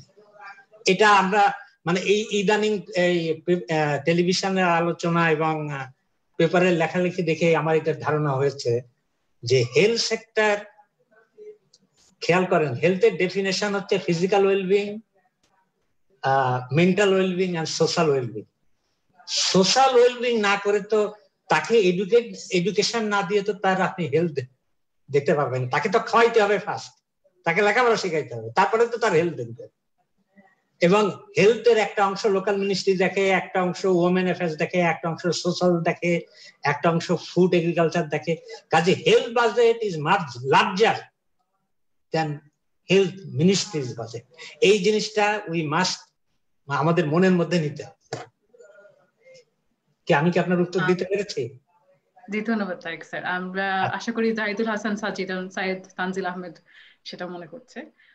আমি একটু আমাদের ফাইন্যান্সিং এর পার্টটাতে চলে যাচ্ছি। আবার আমাদের প্রথম যে পার্টটা ছিল, এহসানুর রহমান জিজ্ঞেস করেছে যে আমাদের মার্চ অব্দি ব্যাংকিং থ্রু লোন, মানে main source of main budget deficit ফাইন্যান্সিংটা মেইনলি 75% ব্যাংক লোন থ্রু করা হচ্ছিল।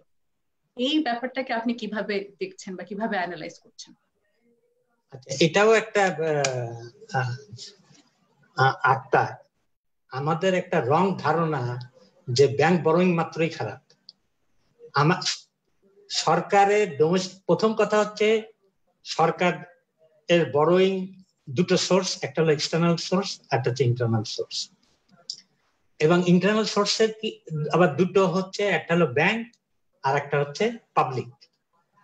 এখন পাবলিক থেকে বরং বেশি নিলে ব্যাংকিং সিস্টেমের ক্ষতি, ফাইন্যান্সিয়াল সিস্টেমের ক্ষতি। Bank borrowing as long as there is কি বলা যায় liquidity space, you can borrow as much as possible. There is no harm.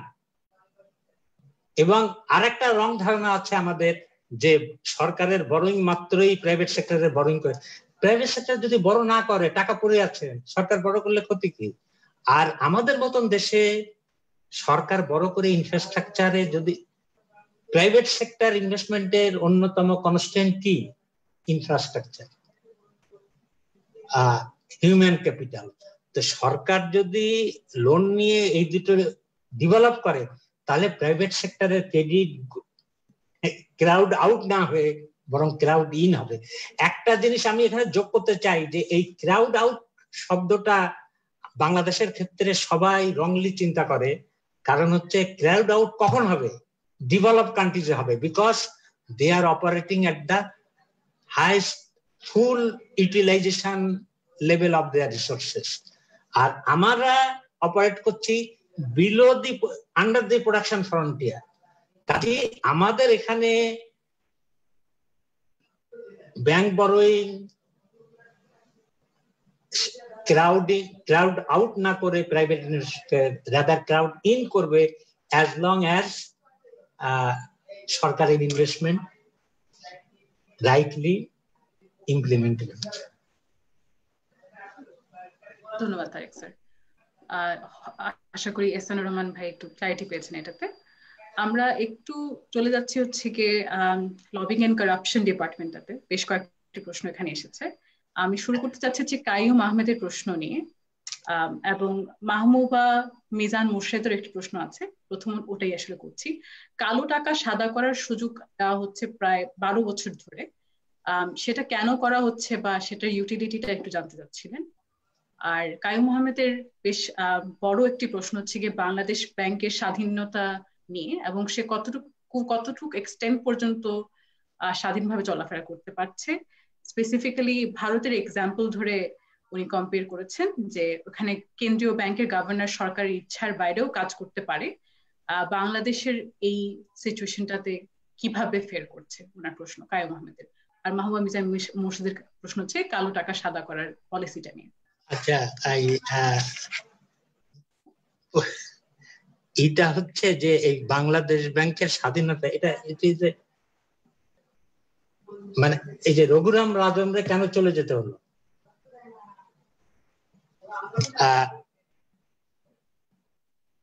Within the domain of monetary policy, governor has all the freedom, should have all the freedom to, but fundamentally আমার এটা হচ্ছে যে Bangladesh bank এবং সামগ্রিক অর্থ ব্যবস্থাপনা দুটো অঙ্গাঙ্গি ভাবে জড়িত, এবং এটার ভিতরে কোঅর্ডিনেশন যত বেটার হবে তত ভালো হবে। এবং বাংলাদেশ ব্যাংক কোনো সময় ভাবা উচিত না যে এটা সরকারের একটা চতুর্থ স্তম্ভ অথবা পঞ্চম স্তম্ভ। It is a part of playing very important role in overall macro economic management, এবং তার যতটা স্বাধীনতা থাকবে ততই ভালো। আমি একটা জিনিস হচ্ছে, তবে monetary policy is a pure monetary instrument, is a pure economic instrument. এখানে রাজনীতি ঢোকা উচিত না, but fiscal policy is a quasi political economic instrument. আচ্ছা, আর এর আর একটা কি অংশ ছিল? কালো টাকা। পৃথিবীর এমন কোন ইকোনমি নেই যে ইকোনমিতে হিডেন ইকোনমি নেই, ব্ল্যাক মানি নেই। আমাদের দেশে ব্ল্যাক মানি কি, এটা আমি অর্থ সচিব যখন ছিলাম তখন আমি একটা ইকোনমেট্রিক স্টাডি করেছিলাম, এবং আন্ডার ডিফারেন্ট অ্যাজাম্পশন সম্প্রতি আইএমএফ একটা স্টাডি করেছে বাংলাদেশের 36% না কত। আমাকে যদি জিজ্ঞেস করেন, আমি পেয়েছিলাম 98% of GDP, but under different assumptions, 60% lowest, 98% highest. Depends on the, but আমি কালো টাকা সাদা করার, কোনো টাকা সাদা হয়নি তো আসলে, বিভিন্ন সময় সুযোগ দিচ্ছেন কিন্তু আপনি খবর দিয়ে দেখেন তেমন কোনো লাভ হয় নাই। কালো টাকা, যারা টাকা, কেউ ট্যাক্স দিতে চায় না, আমিও টাকা, আমার কিছু টাকাও কালো, আপনার কিছু টাকাও কালো, সবারই কিছু কালো টাকা আছে। কালো টাকা মানেটা কি? কালো টাকা মানে হচ্ছে আপনার যে পরিমাণ ট্যাক্স দেওয়ার কথা সেটা আপনি ট্যাক্স স্টেটমেন্টে আপনার টোটাল ইনকামটা আপনি স্বীকার করছেন না। এটা আমরা সবাই করি, মানে আমি আপনাকে বলছি না, but mostly we do it. যারা বেশি পুঁজিরত্ব তারা করে থাকে। ভাবে কালো টাকা সাদা করার দেওয়ার পক্ষপাতী না, বাট অ্যাগেইন আমি বিশ্বাস করি যে আমরা as long as we believe, আমি যদিও এই মুহূর্তে এই কোভিড লকডাউনে আমি I am no more a believer in capitalist form of development. I am now becoming increasingly a believer of more equitable society. আপনি you will believe in capitalistic mode of development এবং আপনি কালো টাকার কথা বলবেন, আপনি করাপশনের কথা বলবেন, দুটো একসাথে যায় না। কারণ হচ্ছে capitalist development is based on corruption and theft. 1%, পৃথিবীর 1% possess all the resources of the world. বাংলাদেশেও তাই। এখন সেইটার পক্ষে যাবেন না আমি মোর ইকুইটেবল সোসাইটির পক্ষে যাব, যেখানে হ্যাঁ বড়রা বড় লোক থাকবে, but they will share some of their resources with others. এবং আমি এই কোভিড লকডাউনে বসে আমি ইনক্রিজিংলি আমার চিন্তাধারা এই বয়সে চেঞ্জ হয়ে যাচ্ছে, এবং নাও আমি মনে করি যে কোভিড উত্তর পৃথিবীতে এই যে ভ্যাকসিন নিয়ে কি হচ্ছে, এই বড় দেশগুলোর মধ্যে একটা গ্রিড, প্রফিটের জন্য লাফালাফি চলছে। আমাদের এখানেও সেই প্রফিটের জন্য যে মেডিসিন এখনো সায়েন্টিফিক্যালি প্রুভ না, সেই মেডিসিন এনে আমরা পেপারে দিচ্ছি, অমুক দিচ্ছি, বাট এই গ্রিড থেকে আমাদের সরে আসতে হবে। কাজেই আমি মনে করি যে ক্যাপিটালিস্ট মোড অফ ডেভেলপমেন্ট থেকে আমাদের এখন মোর সোসাইটাল ওয়েলফেয়ার ফর্ম অফ ডেভেলপমেন্টে যেতে হবে, which is based more on cooperation rather than on competition. আক্তারের I am no more a believer of competition. এটা নিয়ে পরে আলোচনা হতে পারে। আপনার ব্যক্তিগত মতামত। হ্যাঁ হ্যাঁ, না আপনি কম্পিটিশন এক অর্থে বলেছেন। এটা ইনফ্যাক্ট আপনি যে আপনার যে উদ্ধৃতি দিচ্ছিলাম শুরুতেই, সেখানেই আপনি বলছিলেন যে মুনাফা লোভ প্রতিযোগিতা থেকে সরে এসে সামনের দিনগুলিতে অর্থনীতির ভিত্তি হবে জনকল্যাণ, উদ্বৃত্তের সমবন্টন, সহযোগিতা। এই বিষয়ে আজকেও যদি কেউ প্রশ্ন থাকে আপনি আরো বলবেন। আমি একটু বলি, আপনার ব্যাকগ্রাউন্ড কি জানি না, বা যে প্রশ্ন করেছে তার মানে আমার এই চিন্তার হচ্ছে যে দুটো বিখ্যাত সেমিনাল পেপার অন ইকোনমিক্স, একটা হচ্ছে প্রণব বর্ধন, পশ্চিম বাংলার একজন ইকোনমিক্স ছিলেন, উনি একটা পেপার লিখেছিলেন যখন আমি পিএইচডি করি অন শেয়ার ক্রপিং, এবং উনি দেখিয়েছিলেন যে share cropping is a better mode of production than capitalist mode of production. আর হচ্ছে যে ন্যাশ, দি বিউটিফুল মাইন্ড সিনেমাটা যার উপরে হচ্ছে, ন্যাশ তার পিএইচডি থিসিস ছিল অন কোঅপারেটিভ গেম থিওরি। উনি দেখিয়েছেন যে দুইজনে যদি কোঅপারেট করে তাহলে যে আউটকামটা হবে which is better than the that is which is determined by the market economy. By the way, আমি বলতে ভুলে গেছিলাম, আপনি বস্টনে পিএইচডি করেছেন অর্থনীতিতে, মাস্টার্স এবং অনেক যুগ আগে, সব ভুলে গেছি। বাট সরকারি চাকরি থেকে ছুটি নিয়ে আপনি এক সময় 80-এর দশকে। মাস্তুরা, ওভার টু ইউ। আরো প্রশ্ন আছে? জি, আরো দুটি প্রশ্ন আমাদের আছে। আমি জাস্ট সেকেন্ড লাস্ট এখন বলছি। ফাইন্যান্সিং নিয়ে যেহেতু কথা বলেছি এবং ইন্টারন্যাশনাল সিস্টেম নিয়ে যেহেতু কথা হচ্ছিল আমাদের, প্রদীপ পলের এখানে একটি ভালো প্রশ্ন ছিল যে যেহেতু সব কান্ট্রি এফেক্টেড, আমরা কি ফরেন কারেন্সি ডেট দেখতে পাচ্ছি এই ক্রাইসিসের জন্য আমাদের দেশের জন্য? আমার কথা কি শোনা যাচ্ছে? আমি তো শুনতে পাচ্ছি ডক্টর তারেক। জি, হয়তো বা তারেক স্যারের। জি, নেটওয়ার্ক প্রবলেম হচ্ছে হয়তো বা।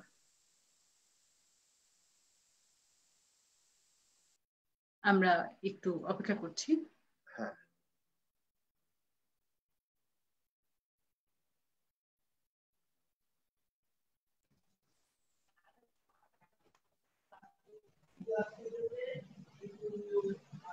জি তারেক স্যার, আপনি একটু বোধহয় ভেঙে গিয়েছিল আমাদের নেটওয়ার্কটা মাঝখানে। একটা প্রশ্ন ছিল আমাদের ইন্টারন্যাশনাল সিস্টেম নিয়ে, যেহেতু কথা হচ্ছিল, প্রদীপ পল থেকে একটি প্রশ্ন আসছে যে যেহেতু সব কান্ট্রি এফেক্টেড হয়েছে, ফরেন কারেন্সি ডেটটাকে আমরা ফিউচারে দেখছি এই ক্রাইসিসের কারণে। প্রদীপ পল প্রশ্ন, ফরেন কারেন্সি ডেট আমরা কি এই ক্রাইসিসের জন্য ফরেন কারেন্সি ডেট ফোরসি করছি নাকি না, যেহেতু সব কান্ট্রি এফেক্টেড হয়েছে। মানে ডেট মানে ইনফ্লো কম দেখছি নাকি এটা? জি, মানে প্রশ্নটা আসলে ক্লিয়ার না। As all the countries are affected, shall we get foreign currency debt in this crisis? Debt relief কি শব্দটা পড়ে গেছে নাকি? মানে আই থিংক আমার রিলিফ হয়তো বা উনি ইমপ্লাই করেছিল, লেখা হয়নি। আমার মনে হয় যে ডেট রিলিফ চাবো কিনা। হ্যাঁ, ডেট রিলিফ। যখন হিপিক হয়েছিল সম্ভবত এটা টুয়ার্ডস দি মানে এন্ড অফ 90s, আফ্রিকার অনেক কান্ট্রি ডেট রিলিফ নিয়েছিল, বাংলাদেশ নেয় নাই। বিকজ বাংলাদেশ তখনও মনে করেছিল, এবং আমি ব্যক্তিগতভাবে মনে করি, যে ডেট রিলিফ নেওয়ার মতন আমাদের present Bangladesh is not the Bangladesh of 1972, even not the Bangladesh of 1991, even not the Bangladesh of 2001, যখন আমাদের foreign currency only 2 billion, went below 2 billion. আমরা এখন অনেক একটা ম্যাচিউরড ইকোনমি। ডেট রিলিফ নেওয়ার মতন আমি মনে করি যে কি করার কোন, ইট is a kind of selling your sovereignty, compromising your sovereignty. আমি মনে করি যে আমরা এখন অনেক স্ট্রঙ্গার ফুটের উপরে দাঁড়াবো ইকোনমিক্যালি। সঙ্গে একটা বলি মাস্টাররা, সরি আমি একটু ইন্টারাপ্ট করলাম। ডক্টর তারেক, সরকার ডেট রিলিফ চায় না, কিন্তু বাংলাদেশের বেসরকারি খাতে আমরা প্রায় দেখি তারা ডেট রিলিফ চায়। তারা যে ব্যাংকিং খাত থেকে যে ঋণ নিয়েছে সেটা অন্য ব্যাপার, আমি এটা জাস্ট মন্তব্য হিসেবে, এটা দিয়ে পরে আলোচনা হতে পারে। ঠিক আছে মাস্তুরা। জি, আমার একটা ফাইনাল কোয়েশ্চেন আমাদের এখানে এসেছে বাজেট প্রিপারেশনটা নিয়ে। গাজী নয়ন ভাই জিজ্ঞেস করেছেন যে বাজেট প্রিপারেশনে এবং আলোচনায় সংসদ সদস্যগণ এবং সংসদীয় কমিটির রোল, এনগেজমেন্ট আর প্রাসঙ্গিকতা নিয়ে জানতে চাচ্ছি। আসন ভিত্তিক বরাদ্দ আর সেক্টর ভিত্তিক বরাদ্দ নিয়ে তারা অধিবেশনে কি রোল প্লে করেন? সো পার্লামেন্ট নিয়ে কথা হচ্ছে, সংসদ নিয়ে কথা হচ্ছে। আচ্ছা, এইখানে হচ্ছে যে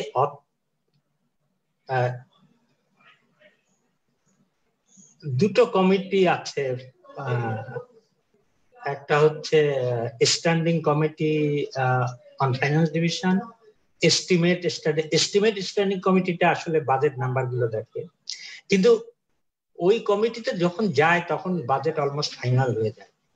তার বাজেট নাম্বার গুলো যখন ফাইনাল হচ্ছে তখন অর্থমন্ত্রী ইউজুয়ালি আপনারা দেখবেন আলাদা আলাদা ভাবে এমপিদের সাথে বসে, আলাদা আলাদা ভাবে all the chairmans of all standing committee বসে, আলাদা আলাদা ভাবে all section of peoples, all স্টেক হোল্ডারের সাথে আলোচনা করে, বিজনেসম্যানদের সাথে, সব গ্রুপের সাথে আলোচনা করে।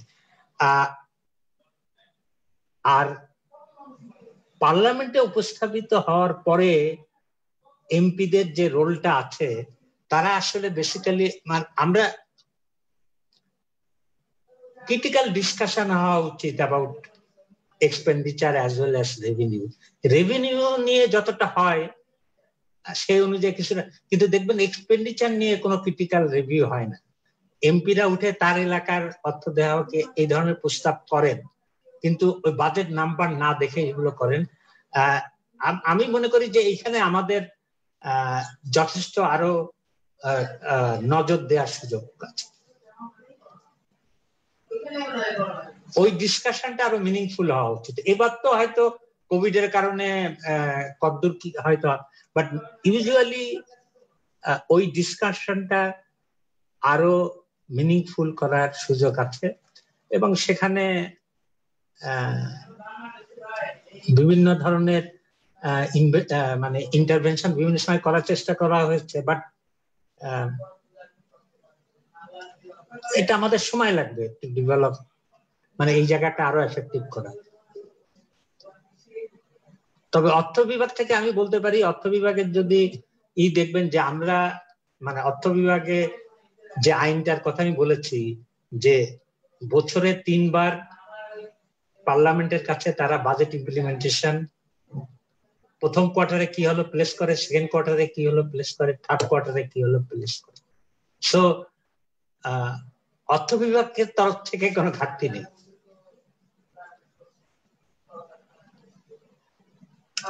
জি, প্রশ্ন উত্তর পর্ব থেকে ছিল। আমাদের আরো প্রশ্ন আছে কিন্তু অনেক লম্বা একটা বড় একটি লিস্ট, আমরা এখন আপনাদের কাছে আক্তার ভাই এবং আপনার কাছে দিয়ে রাখছি। ধন্যবাদ এই প্রশ্ন আপনাকে অনেক ধন্যবাদ। ধন্যবাদ। এই প্রশ্নগুলো ডক্টর তারেককে পাঠিয়ে দিলে হয়, যেগুলো আজকে আমরা জবাব দিতে পারলাম না। আপনি যদি সময় করে তার কোনো জবাব দিতে পারেন ভালো হবে। তবে একটা প্রশ্ন আমি জানি, আজকে সকালে আমি দেখছিলাম ফেসবুকে একজন প্রশ্নটা করেছিল, মোহাম্মদ আমিন, এই প্রশ্নের কিছুটা জবাব এসেছে, তবু দুটো প্রশ্ন আমি নিজে দেখেছি, আমি জবাব দিয়ে দিই। আপনি এডুকেশনের উপরে একটা, আর একটা হচ্ছে সেন্ট্রাল ব্যাংক থেকে হাই পাওয়ার মানি নিচ্ছে, ইনফ্লেশন করবে কিনা। ঠিক আছে, এই দুটো আমি দেখেছি এবং দুইজনকে আমি খুব, both of them are very bright officer, একজন বাংলাদেশ ব্যাংকের অফিসার আর একজন ফাইন্যান্স ডিভিশনের। আচ্ছা, আপনি চেনেন তাদেরকে? আমি পার্সোনালি চিনি দুইজনকেই। আচ্ছা, এডুকেশনেরটা বেসিক্যালি ও আইটি, মানে এডুকেশনে 21 গুণ বাড়লো, গুণগত মান বাড়লো না। আসলে এডুকেশন সিস্টেম ইস্যু, এটা হয়তো আমার মনে হয় যে আমি এক্সপার্ট না, বাট এডুকেশন হচ্ছে হেলথের মতন, বয়স কম, রিসোর্স ইউটিলাইজেশন, আন্ডার ইউটিলাইজেশন থাকে এবং আমরা ওভার দি টাইম ডেভেলপ করেছি এমন একটা যেখানে মাদ্রাসা এডুকেশন আছে, ভোকেশনাল এডুকেশন আছে, মধ্য জেনারেল এডুকেশন আছে, তারপরে আবার টার্সিয়ারি এডুকেশন আছে, প্রাইমারি এডুকেশন আছে। আমি ব্যক্তিগতভাবে মনে করি যে হেলথটা যেভাবে দেখা দরকার, আমি যেটা আগে বলেছি, আমাদের 3টা প্রায়োরিটি হওয়া উচিত: poverty and agriculture, food security, education and health. এবং কোভিডের শিক্ষাই হচ্ছে যে এনভায়রনমেন্ট, কারণ হচ্ছে যে আমি মনে করি যে আমরা যে এনভায়রনমেন্টটা কি করে ফেলছি, এই Covid is a result of this environmental মানে ডিকেইং। কাজে এই 4টা জায়গায় আমাদের ফোকাস করা উচিত। আর সেকেন্ড এটা, আচ্ছা, আর ও অ্যাবসলিউট নাম্বার দিয়ে বলেছে, অ্যাবসলিউট নাম্বার দিয়ে আসলে রিসোর্স বেশি যাচ্ছে কিনা বলা যাবে না। রিসোর্স বেশি যাবে যখন রিসোর্সটা অ্যাজ পার্সেন্টেজ অফ জিডিপি বেশি যাবে। আমার জানা মতে 2% অফ জিডিপি এডুকেশনে যাচ্ছে, এবং তার লাস্ট পার্সেন্টেজটা হচ্ছে টিচারদের বেতন। তবে এডুকেশন ইজ এ ভেরি কি, আমি বলতে গেলে শেষ হবে না, মানে আমার নিজের চিন্তাধারা যদি আমি বলতে চাই। আর সেকেন্ড যেটা শাহনওয়াজ করেছে আর কি, বাংলাদেশ ব্যাংকেও এখন আছে, ইজ ইন IMF, যে এখন তো রেভিনিউ শর্টফলের কারণে বাংলাদেশ ব্যাংক থেকে সরকার ঋণ নিচ্ছে, এটা ইনফ্লেশন ক্রিয়েট করবে কিনা। এই মুহূর্তে করার কোনো সুযোগ নেই, কারণ হচ্ছে demand is depressed. As long as demand is depressed এটা করবে না। কিন্তু একটা সময় ডিমান্ডটা, যদি কোভিডের সমস্যার সমাধান হয় আদৌ কোভিড-19 তাহলে এর একটা লেট এফেক্ট অবশ্যই ইনফ্লেশনের উপরে হবে। সেই জন্য আমি এবং ফাইন্যান্স ডিভিশনও আমি জানি যে আমাদের ওই মটোই ছিল যে আমরা ব্যাংকিং সিস্টেম থেকে বড় করব, কিন্তু not from the central bank. কিন্তু এখন সিচুয়েশনটা এমন দাঁড়িয়েছে যে সেন্ট্রাল ব্যাংক থেকে বড় করা ছাড়া সুযোগ নেই, এবং it is a national crisis to মানে to meet the national crisis আমাদের সমস্ত টুলই আমাদেরকে ব্যবহার করতে হবে। ইভেন কেউ কেউ বলছে যে রিজার্ভ আছে তো রিজার্ভ ব্যবহার করো না কেন, আমি এটাকে আদৌ সমর্থন করি না, তো সেটা আলাদা অন্য ইস্যু। আমরা শেষের দিকে এসেছি, ওই কোভিড নিয়েই প্রশ্ন করি, যে উদ্ধৃতি দিয়ে শুরু করেছিলাম এবং আপনি কোভিড উত্তর পরিবেশে আমাদের অর্থনৈতিক ব্যবস্থা কেমন হওয়া উচিত সেটা সম্বন্ধে আপনার মত দিয়েছেন। এটা নিয়ে বিস্তারিত আলোচনা পরে হতে পারে, কিন্তু যে কথাটা আপনি পরে বললেন যে এই প্রেক্ষিতে বদলে যেতে হবে বাজেট, এটা সম্বন্ধে যদি একটু আভাস দেন। একটা তো হচ্ছে আগামী বছরের বাজেট, কিন্তু আপনি হয়তো আরো মধ্যম মেয়াদ দীর্ঘ মেয়াদের বাজেটারি অ্যাপ্রোচের কথা বলছেন এখানে। রাইট রাইট বেসিক্যালি তাল হচ্ছে কি কবিতার ছন্দ, তাল হলো গানের ছন্দ। আমার মূল যে এটা it is kind of my dream basically. এই যে আমি যেটা বলতে, এটা যে খুব শীঘ্রই হবে তা না, মানে আমি ব্যক্তিগতভাবে যেটা দেখি যে কোভিডোত্তর পৃথিবীতে বরং সবাই তো এফেক্টেড হচ্ছে। এফেক্টেড হলে কি সে তার এক ধরনের রাগ থাকে, কাজে ওয়ার্ল্ড এর বিগ বিগ ইকোনমি সবাই এক ধরনের রাগ পুষছে, মানে কাজেই কোভিড একটু মিনিমাইজ, কোভিডের সমস্যা মিনিমাইজ হয়ে আসলে আমরা বরং উল্টা দেখতে পারি যে একটু এক ধরনের কনফ্লিক্ট, জিঙ্গোইজম এগুলো আসতে পারে। কিন্তু কোভিড একটা জিনিস আমি ব্যক্তিগতভাবে মনে করি হোল পৃথিবীর যারা বিবেকবান মানুষ তাদেরকে শিখিয়েছে যে তুমি তোমার এনভায়রনমেন্ট যদি ঠিক না করো, which is a global public good, তোমার the future of mankind is at stake. কাজেই আমি মনে করি একটা সময় এই রিয়েলাইজেশন আসবে, tomorrow after or day after tomorrow, but আসতে হবে যদি if we want to live in a liveable world.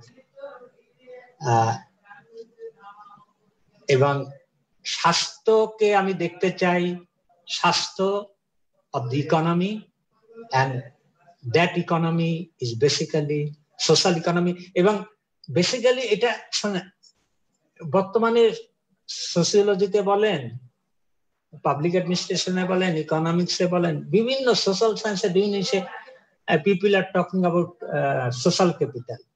Basically social ক্যাপিটালে ইনভেস্টমেন্ট আমাদের করতে হবে এবং এই ইনভেস্টমেন্টই আমাদেরকে ওভার টাইম ডেভেলপমেন্ট গ্রোথও দিবে, ডেভেলপমেন্টও দিবে এবং সেই গ্রোথ এন্ড ডেভেলপমেন্টটা আমরা যদি শুধু প্রফিটের পিছনে ছুটি, শুধু ইকোনমিক গ্রোথের পিছনে ছুটি, দ্যাট ইজ নট সাস্টেনেবল। দেন আমরা এই নোবেল ভাইরাসের মতন আর একটা ভাইরাসের সম্মুখীন হতেই থাকবো। এটা আমার ব্যক্তিগত খুব ভালো বলেছেন ডক্টর তারেক। আমরা অনেক সময় সংকটের ভেতরে যখন থাকি তখন আমরা বলি যে সংকট থেকে উত্তরণের পরে আমরা আগের মতো ব্যবহার করব না, আমাদের ব্যবহার, আমাদের ব্যবস্থা, আমাদের চিন্তা ভাবনার মধ্যে পরিবর্তন আসতে হবে। সংকট চলে গেলে অনেক সময় আমরা সেটা ভুলে যাই এবং সেই আশঙ্কাটা আমার মনের মধ্যে অনেক সময় হয়। কিন্তু এই প্রেক্ষিতে আপনি যে বললেন বাজেট বদলে যাওয়ার কথা, অনেক সময় সরকার যদি দেখায় যে তারাও আগের মতো চিন্তা করছে না, তারাও অন্যভাবে চিন্তা করছে এবং বাজেটের মতো এত গুরুত্বপূর্ণ সুদূর প্রসারী একটি ইনস্ট্রুমেন্ট যদি বদলে যায়, সেটির র্যামিফিকেশন তো হবে এবং তখন সমাজে আমরা যারা আছি সরকারের বাইরে, সমাজের সর্বস্তরের মানুষ দেখবে যে সরকার কিন্তু আগের মতো চিন্তা করছে না। অতএব আমরা সংকট চলে গেছে বলে আমরা ওই পুরনো চিন্তা ভাবনায় চলে যাব, এটা ঠিক না। অতএব সরকারের কিন্তু একটা দায়িত্ব থাকতে পারে এই যে একটা দিক নির্দেশনা দেওয়া, একটা এক্সাম্পল, উদাহরণ। অবশ্যই কিন্তু শর্ট টার্মে খুব বেশি হয়তো আমরা কিছু চেঞ্জ দেখব, খুব বেশি চেঞ্জ দেখব না। কারণ হচ্ছে পৃথিবীর ওই যে অ্যাগেইন ইস্যু অফ ভয়েস, এখনো we are হ্যাঙ্কারিং after maximising income, maximising profit, which is basically grid. And greed থেকে যত ধরনের ইনইকুয়ালিটি এগুলো তৈরি করছে। কিন্তু এনভায়রনমেন্ট অ্যান্ড হেলথ এটাকে যদি আমাদের ট্যাকেল করতে হয়, এটাকে যদি আমাদের তাহলে আমাদের এই দৃষ্টিভঙ্গিটা পাল্টাতে হবে। এবং আমি রিসেন্টলি নিউজিল্যান্ডের প্রাইম মিনিস্টার একটা স্পিচ শুনে খুব ইমপ্রেসড। ওদের ওখানে বাজেট হয়েছে এবং উনি বলেছে, দেখো, I am no more interested in economic growth. What I am interested in the well-being of my people. দেখো, আমি এনভায়রনমেন্টে টাকা দিচ্ছি, আমি কৃষকের টাকা দিচ্ছি, আমি কৃষককে মানে যারা মানে নিচের কাজে I am looking for happiness of my people rather than economic development. So basically we all should look for happiness of the people of Bangladesh. এটা টাকার সাথে সামথিং এলস আসতে হবে, এইটাকেই আমি তাল আর লয় বলেছি। আচ্ছা আচ্ছা, আপনি জানেন আমাদের প্রতিবেশী দেশ ভুটান, তারা গ্রস ন্যাশনাল হ্যাপিনেস বলে, জানি, ওরা তো অনেক আগের দিন থেকে ছোটদের কাছ থেকে অনেক কিছু শেখার আছে অনেক সময়। নিশ্চয়ই, এবং আমি সেই প্রসঙ্গে আসছিলাম। এই যে আপনি বললেন দৃষ্টিভঙ্গির পরিবর্তন, সেটা আনতে গেলে এই বিষয়গুলো নিয়ে আলোচনা হতে হবে, এবং সেই আলোচনাগুলো আমরাও করব, কিন্তু তরুণরা, যাদেরকে আপনি আমাদের ভবিষ্যৎ, এবং আমি সেলিম জাহানের কথা তুলে বললাম তারা আমাদের বর্তমানও বটে, তারা যদি এই আলোচনাগুলো চালিয়ে যায়, সেটাও কিন্তু এই দৃষ্টিভঙ্গি পরিবর্তনের ক্ষেত্রে একটি খুব ইতিবাচক প্রভাব রাখবে। এবং সেই কথার সূত্র ধরে আমি এখন জুহরাতকে বলবো, তাদের একটা ঘোষণা আছে এই বাজেট নিয়ে আলোচনা তারা কিভাবে চালিয়ে যেতে চায় আগামী কয়েক সপ্তাহে। আমি জুহরাতই বোধহয় বলবে, তাই না, নাকি অন্য কেউ? না স্যার, আমি বলছি, আমাদের ওয়াইপিএফ থেকে বাজেট ডায়ালগ শুরু হচ্ছে 18ই মে থেকে। বিভিন্ন সেক্টর নিয়ে ডায়ালগ হবে, health care, agriculture and food security, social protection, energy এবং এডুকেশন এমপ্লয়মেন্ট। তো সবাইকে আমন্ত্রণ রইল টিউন ইন করার জন্য। আমাদের পেজ থেকে আরো প্রমোশনাল ম্যাটেরিয়াল যাবে, কিন্তু এটাই ফার্স্ট অ্যানাউন্সমেন্ট আমাদের, যে 2020-এর বাংলাদেশের বাজেট নিয়ে একটা ডায়ালগ প্রেজেন্ট করতে যাচ্ছে ওয়াইপিএফ। Okay, thank you. আপনাকে দেখা গেল না কিন্তু। আমি আসলে স্যার পোস্টার দেখা দিতে চাচ্ছেন না। ওকে, গুড। পোস্টারটা দেখিয়েছে, দেখা দিতে চাচ্ছেন না, কিন্তু খুব মূল্যবান কথা বললো জুহরাত। এই যে উদ্যোগটা ওয়াইপিএফ নিয়েছে, আমি নিশ্চিত ডক্টর তারেক আপনিও স্বাগত জানাবেন, যে তারা নিজেরাই বিভিন্ন থিম নিয়ে আলোচনা করবে, এবং আমার মনে হয় একটা পরিকল্পনা আছে যে আলোচনাগুলো সব নিজেদের মধ্যে করার পর কয়েকজনের সামনে, এক্সপার্টদের সামনে তারা এটি উপস্থাপন করবে, তাদের মন্তব্যগুলো তারা নেবে, এবং তারপর সরকারের কাছে দেওয়ার একটা চেষ্টা করা হবে। বাজেটের যে সময় টাইম ফ্রেম আপনি বললেন ডক্টর তারেক, তাতে হয়তো এটি একটু শেষের দিকে আসবে, তাতে ক্ষতি নেই। তরুণ সমাজ কি চিন্তা করছে এটা আমি নিশ্চিত যে সরকার যে কোনো সময়, এবং এই বাজেটে প্রতিফলন না হলেও পরে হতে পারে, বা আপনি যেটি বলছিলেন যে বাজেট তো খালি ঘোষণার মধ্যে দিয়ে হয় না, বাস্তবায়নেরও ব্যাপার আছে, সেই সময়তেও এই ধরনের ধারণাগুলো, উপদেশগুলো কাজে লাগতে পারে। কি বলেন আপনি ডক্টর?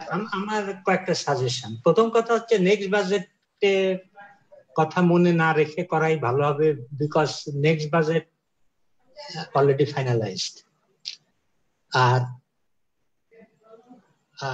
টপিকস এর ব্যাপারে বলবো যে টপিকস গুলো health care perfectly okay, agriculture perfectly okay, energy infrastructure okay, education. এই সোশ্যাল প্রোটেকশন এটা অনেক ছোট হয়ে গেছে, মানে এটাকে একটু দেখেন, এই জায়গাটা হতে পারে আলোচনা, বাট এডুকেশন অ্যান্ড এমপ্লয়মেন্ট ঠিক আছে, এই আলোচনাগুলো করেন এবং এগুলো ব্ল্যাক অ্যান্ড হোয়াইট, মানে লিখিত আকারে করার চেষ্টা করেন, সো দ্যাট এটা ভবিষ্যতে একটা মূল্যবান ডকুমেন্ট হিসেবে থাকে। আমি ওই 5 জন অফিসার যারা ফিল্ড লেভেলের নিয়ে যে আলোচনাটা হয়েছে, আমি মনে করি that was a very very interesting, thought provoking আলোচনা হয়েছে। এবং এই ধরনের আলোচনাগুলোকে যদি একটা বই আকারে প্রকাশ করতে পারেন তাহলে it will be great effort. এবং এটা হতে হবে ফর নেক্সট বাজেট, নট এই বাজেট। খুব মূল্যবান সাজেশন। আমি নিশ্চিত যে ওয়াইপিএফ এগুলো খুব গুরুত্ব সহকারেই নেবে। আমরা শেষের দিকে চলে এসেছি, প্রায় 2 ঘন্টার মতো আলোচনা হলো। আপনাকে তো ধন্যবাদ জানাবো। এবার একটা কথা আমি, যেটা অনেকগুলো কথাই আমার মনে দাগ কেটেছে, এবার একটা কথা আমি বলি শেষে এসে। আপনি বোধহয় স্বাস্থ্য বাজেটের প্রেক্ষিতে আপনি বলছিলেন যে এজেন্ডাটা খালি স্বাস্থ্য মন্ত্রণালয়ের এজেন্ডা না, এবং এরকম বেশ কিছু বিষয় আছে, সোশ্যাল প্রোটেকশনের বেলা হতে পারে, শিক্ষার বেলা বলতে পারি, যে এটা কোনো একটি মন্ত্রণালয়ের ব্যাপার না বা অর্থ বিভাগের ব্যাপার না, এটি বহু মন্ত্রণালয়কে নিয়ে এই এজেন্ডাগুলোকে বাস্তবায়ন করতে হবে, এবং এই জিনিসটি আমাদের মনে রাখতে হবে। এবং অনেক কিছুতে খালি সরকারেরও ব্যাপার না, সরকারের বাইরে যারা আছে তাদেরকে নিয়েও করতে হবে। কিন্তু ইভেন এই যে সরকারের ভেতরে অনেক মন্ত্রণালয়কে নিয়ে যে একটা এজেন্ডা করতে হবে, আমি জানি এটা একটা চ্যালেঞ্জ, বিশেষ করে সমন্বয় আছে, কিন্তু এটা আমাদের মনে রাখতে হবে। আপনি কিছু বলছিলেন বোধ হয়। না, মানে সরকার, দেখেন সরকার এই মুহূর্তে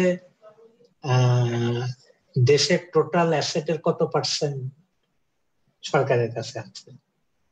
প্রাইভেট সেক্টরে 85% of assets are in the hand of private sector people. কাজেই প্রাইভেট সেক্টর যদি এফিশিয়েন্ট এন্ড এফেক্টিভ না হয়, সরকার এফিশিয়েন্ট এফেক্টিভ হবে না। We need efficient, effective private sector, efficient, effective government sector. And Bangladeshe historically, যে কারণে NGO দের উদ্ভব না কেন, historically NGO did, in my opinion, did play a very, very crucial role in many fields. Kaji, we need a kind of inclusive, participatory, cooperative